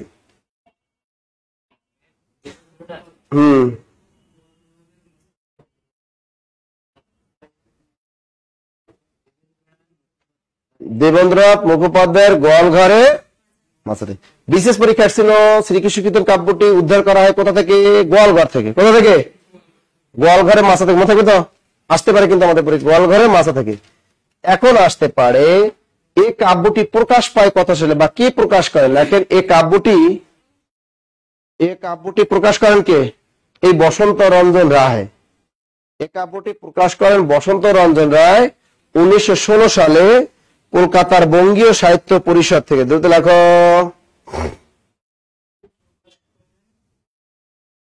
কি লিখলেন? বসন্ত রঞ্জন রায়। বসন্ত রঞ্জন রায় 1916 সালে। বসন্ত রঞ্জন রায় কত সালে? 1916 সালে। ওই চর্যাপদ প্রকাশ পায় 1916 সালে। আর চর্যাপদ প্রকাশ পায় কোথা থেকে? কলকাতার বঙ্গীয় সাহিত্য পরিষদ থেকে। এটাও প্রকাশ পায় কোথা থেকে? বঙ্গীয় সাহিত্য পরিষদ থেকে। কিভাবে লিখছেন? লিখছেন তো? ওকে, লিখছেন। ওকে। এই কাব্যের প্রধান চরিত্র 3টা। লেখো। এই কাব্যের প্রধান চরিত্র 3টি।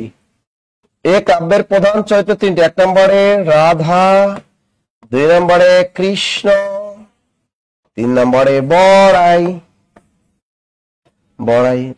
এই কাব্যের প্রধান চরিত্র 3টা। অনেকগুলো চরিত্র আছে। লেখো। এই কাব্যের প্রধান চরিত্র 3টা। প্রধান চরিত্র কয়টা?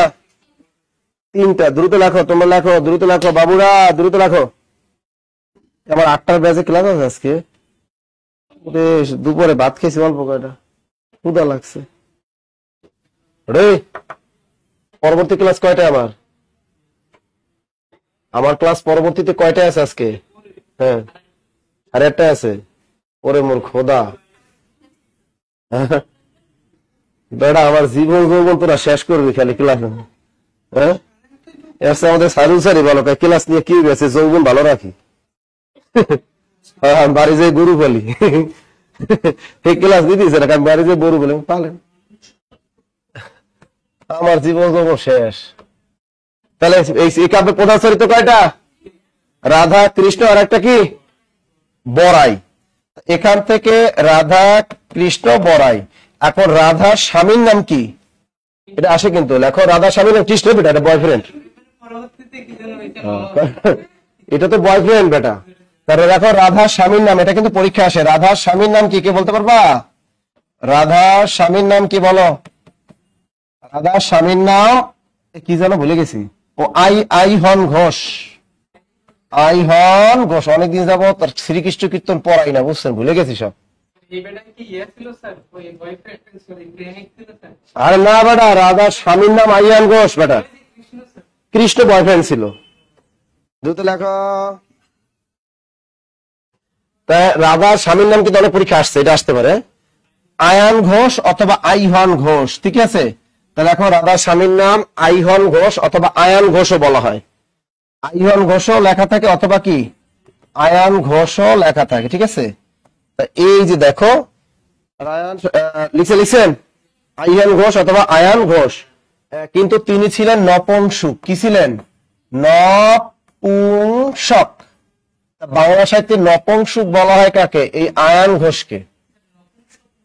নপুংসক পুরুষত্বহীন, অর্থাৎ যে পুরুষের কোন পুরুষত্ব নাই আর কি। রেলমন্ত্রী, রেলমন্ত্রী দুইটা বাচ্চা হয়েছে তাই না? তিনটা বাচ্চা, রেলমন্ত্রী তিনটা বাচ্চা হয়েছে বেটা। বিয়ে করছে কি জন্য? এটা তো আমাদের সমাজে এখনো করে। অনেক মেয়ে বুঝতে পারে বিয়ের পরে, অনেক পুরুষ তাই না, অনেক পুরুষের পুরুষত্ব নাই, এটা মেয়েরা টের পায় বিয়ের পরে অনেক। এই জন্য তো অনেক সংসার ভাইয়া যায় আর কি, সংসার টিকে না। তোমারটা ঠিক আছে? হাসে মনে হচ্ছে, ও ডিপলি ভাবতেছে তুমি ঠিক আছো? আমি হাসো, কনফিউশন হয়ে গেছে। ও ঠিক আছো? Good boy. তাহলে এই নপুংসক কে ছিল? আয়ান ঘোষ। তা বাংলা সাহিত্যে নপুংসক বলা হয় কাকে? আয়ান ঘোষকে। লিখছেন? লিখছেন। আচ্ছা, তাহলে কৃষ্ণকে, আচ্ছা কৃষ্ণকে, কৃষ্ণ হয় এই মূলত কি হয় জান?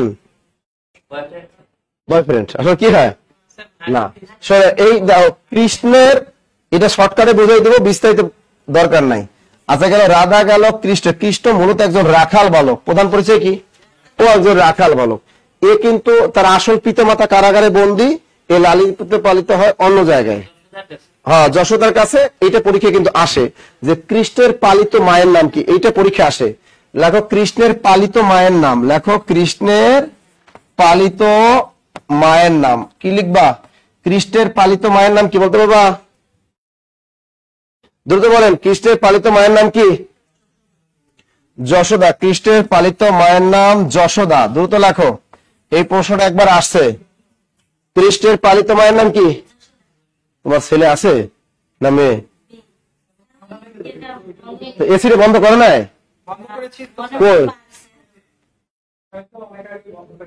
আবার দিতে হবে, বন্ধ করো, নাহলে উপরে টিপ দাও।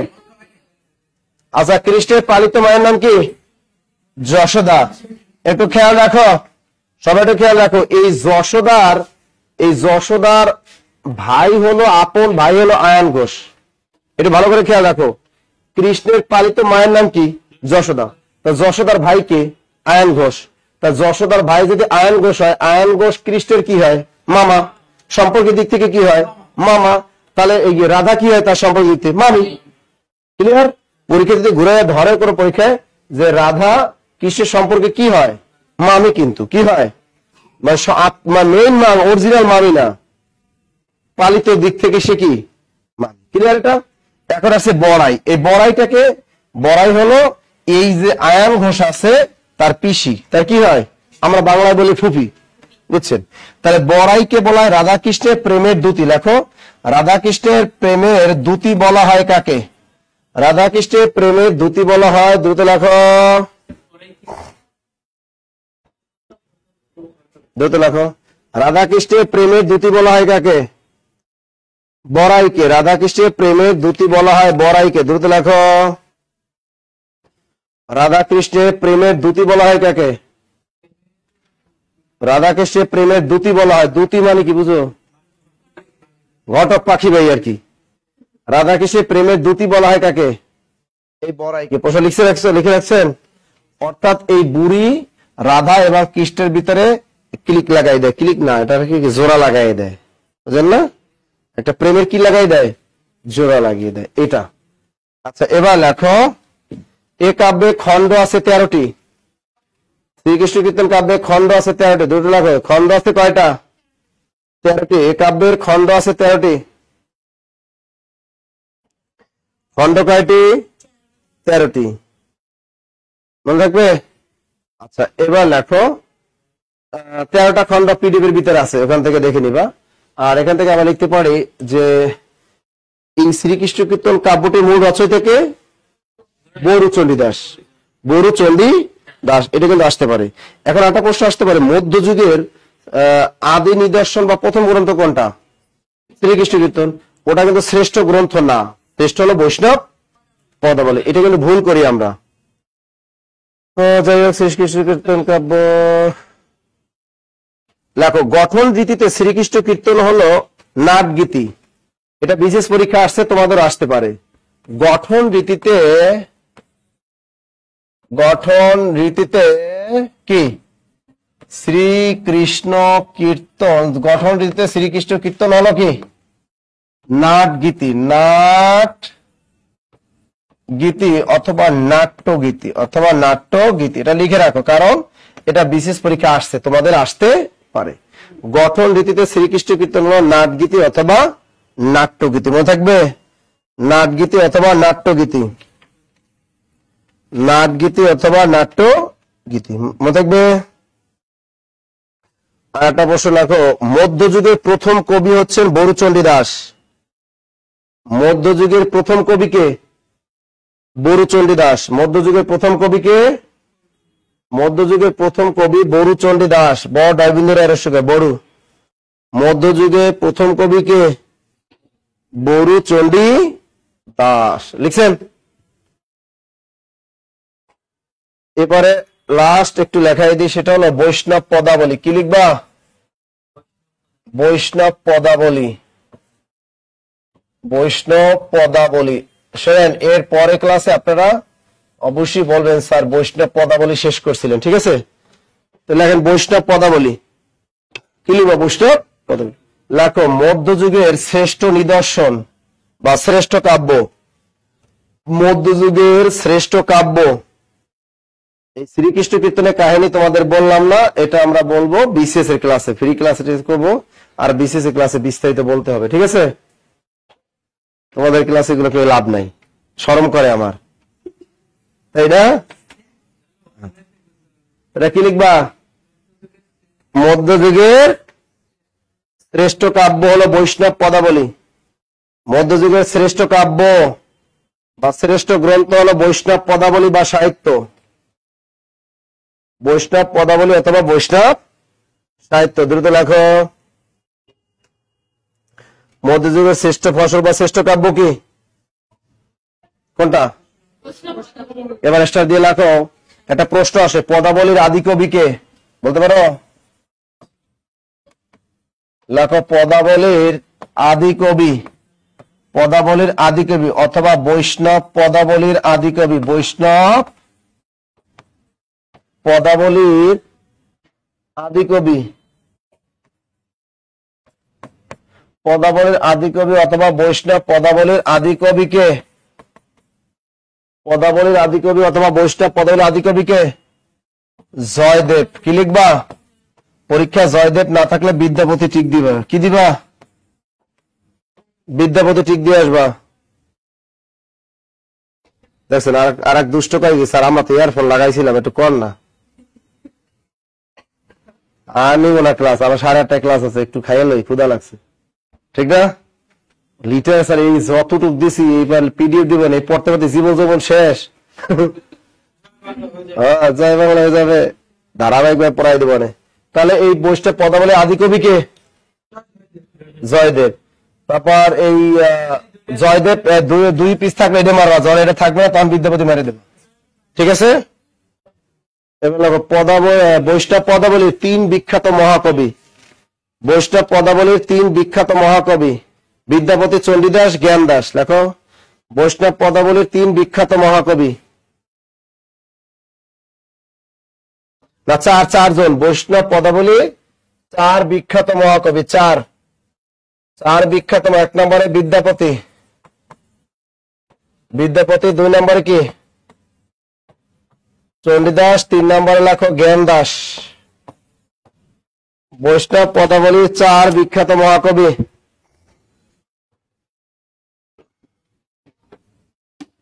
বৈষ্ণব পদাবলীর 4 বিখ্যাত মহাকবি কি কি? বিদ্যাপতি, চণ্ডীদাস, জ্ঞানদাস, আর একজন কে? গোবিন্দ দাস কবিরাজ। গোবিন্দ দাস, ও 3 জন লিখছি, আর একজন লেখো গোবিন্দ দাস কবিরাজ। আর একজন কি লিখবা? গোবিন্দ দাস কবিরাজ, দুটো লেখো। আর এর আগে চর্যাপদের পিডিএফ কিন্তু তোমাদের দেওয়া হয়েছিল। বিদ্যাপতি, চণ্ডীদাস, জ্ঞানদাস, আর একজন হলো গোবিন্দ দাস কবিরাজ। আর একজন কে? এই বৈষ্ণব পদাবলী 4 বিখ্যাত। অনেক সময় ধরতে পারে নিচের কোন ব্যক্তি বৈষ্ণব পদাবলী রচয়িতা নন, নিচের কোন ব্যক্তি বৈষ্ণব পদাবলী রচনা করেন। হ্যাঁ, বৈষ্ণব হলো রাধা কৃষ্ণের প্রেম কাহিনী, এটাও শ্রীকৃষ্ণ, অর্থাৎ রাধা শ্রীকৃষ্ণ কীর্তন কাব্যটা হলো সম্পূর্ণ ন্যাস্টি, মানে ওর ভিতরে সবই কি মানে ইসে ভরপুর, লুচ্চামিতে ভরপুর। ওই কাব্যটা শরীয়ত মোতাবেক লেখে নাই, কিন্তু এই শ্রীকৃষ্ণকে এই যে বৈষ্ণব পদাবলীটা সম্পূর্ণ হিন্দু ধর্ম বা বৈষ্ণব ধর্মের সাথে মিল আছে। ওখানে হিন্দু ধর্মের সাথে মোটামুটি কি আছে? মিল আছে। ওখানে মূলত দেখানো আছে স্রষ্টার সৃষ্টির মধ্যে সম্পর্ক। আর শ্রীকৃষ্ণ কীর্তন কাব্য বড়ু চণ্ডীদাস লিখছে একটু নেগেটিভ, ও লিখছে নেগেটিভ। এখানে রাধা এবং কৃষ্ণ, এখানে মূলত বৈষ্ণব পদাবলী মূলত দেখানো আছে রাধা হলো জীবাত্মা মানে মনুষ্যকুল, আর পরমাত্মাকে, আর কৃষ্ণ হলো পরমাত্মা বা স্বয়ং ভগবান বা ঈশ্বর। ক্লিয়ার? এটার সাথে অর্থাৎ স্রষ্টা এবং সৃষ্টির মধ্যে মানুষের যে একটা ভালোবাসা, ওইটাই দেখানো হয়েছে মনে হয় বৈষ্ণব পদাবলীতে। এটা ভালো, বৈষ্ণব পদাবলীটা অনেক ভালো। আর খারাপ হলো শ্রীকৃষ্ণ কীর্তন। ক্লিয়ার? ওকে, আর পড়াইতাম না। Good night. ওকে, ভালো থাকবেন, সুস্থ থাকবেন, পরে আবার দেখা হবে। যতদূর পড়াইছি ততদূর পড়েন। যারা অনলাইনে ছিলেন সবাইকে অসংখ্য ধন্যবাদ। কি কি কি তাড়াতাড়ি কও। ওরে বেটা, বসন্ত রঞ্জনের সাথে গোয়াল ঘরের সম্পর্ক আছে, কারণ ওই বক্তের খোঁজে ওই বেটা আসছিল, আসার পরে ওই অনেক সময় বৌদ্ধরা যারা এগুলা লিখছে, যারা ওরা পুঁথি তিব্বত নেপাল অনেকে ভাগ্যে গেছিল। আর এখন চিন্তা করছে এই দৃষ্টিকোণ থেকে যে গোয়াল ঘরে পাওয়ার কারণ, হ্যাঁ মানে ওটা হলো হিন্দুরা সাধারণত গরু ধারণা করা হয়, গরুকে অনেক রেসপেক্ট করে, এই জন্য হয়তো ওই পুঁথিটা যত্ন করে দেবেন্দ্রনাথ মুখোপাধ্যায় কি করছে, ওটার গোয়াল ঘরে কেউ রাইখে গেছে হয়তো এরকম। হ্যাঁ, অনেক তো নষ্ট করা হয়েছিল, এগুলো ঝামেলা। ওরা তো উনি তো ঠিকই কইছে, যেটা ওর আগে না, রাজা লক্ষণ সেন ওই সময় এটা ধ্বংস করছিল। এগুলো ইতিহাস অনেক ভেজাল, ভেজালের মধ্যে আমরা না যাই। Good night. কি ক্লাস হয় না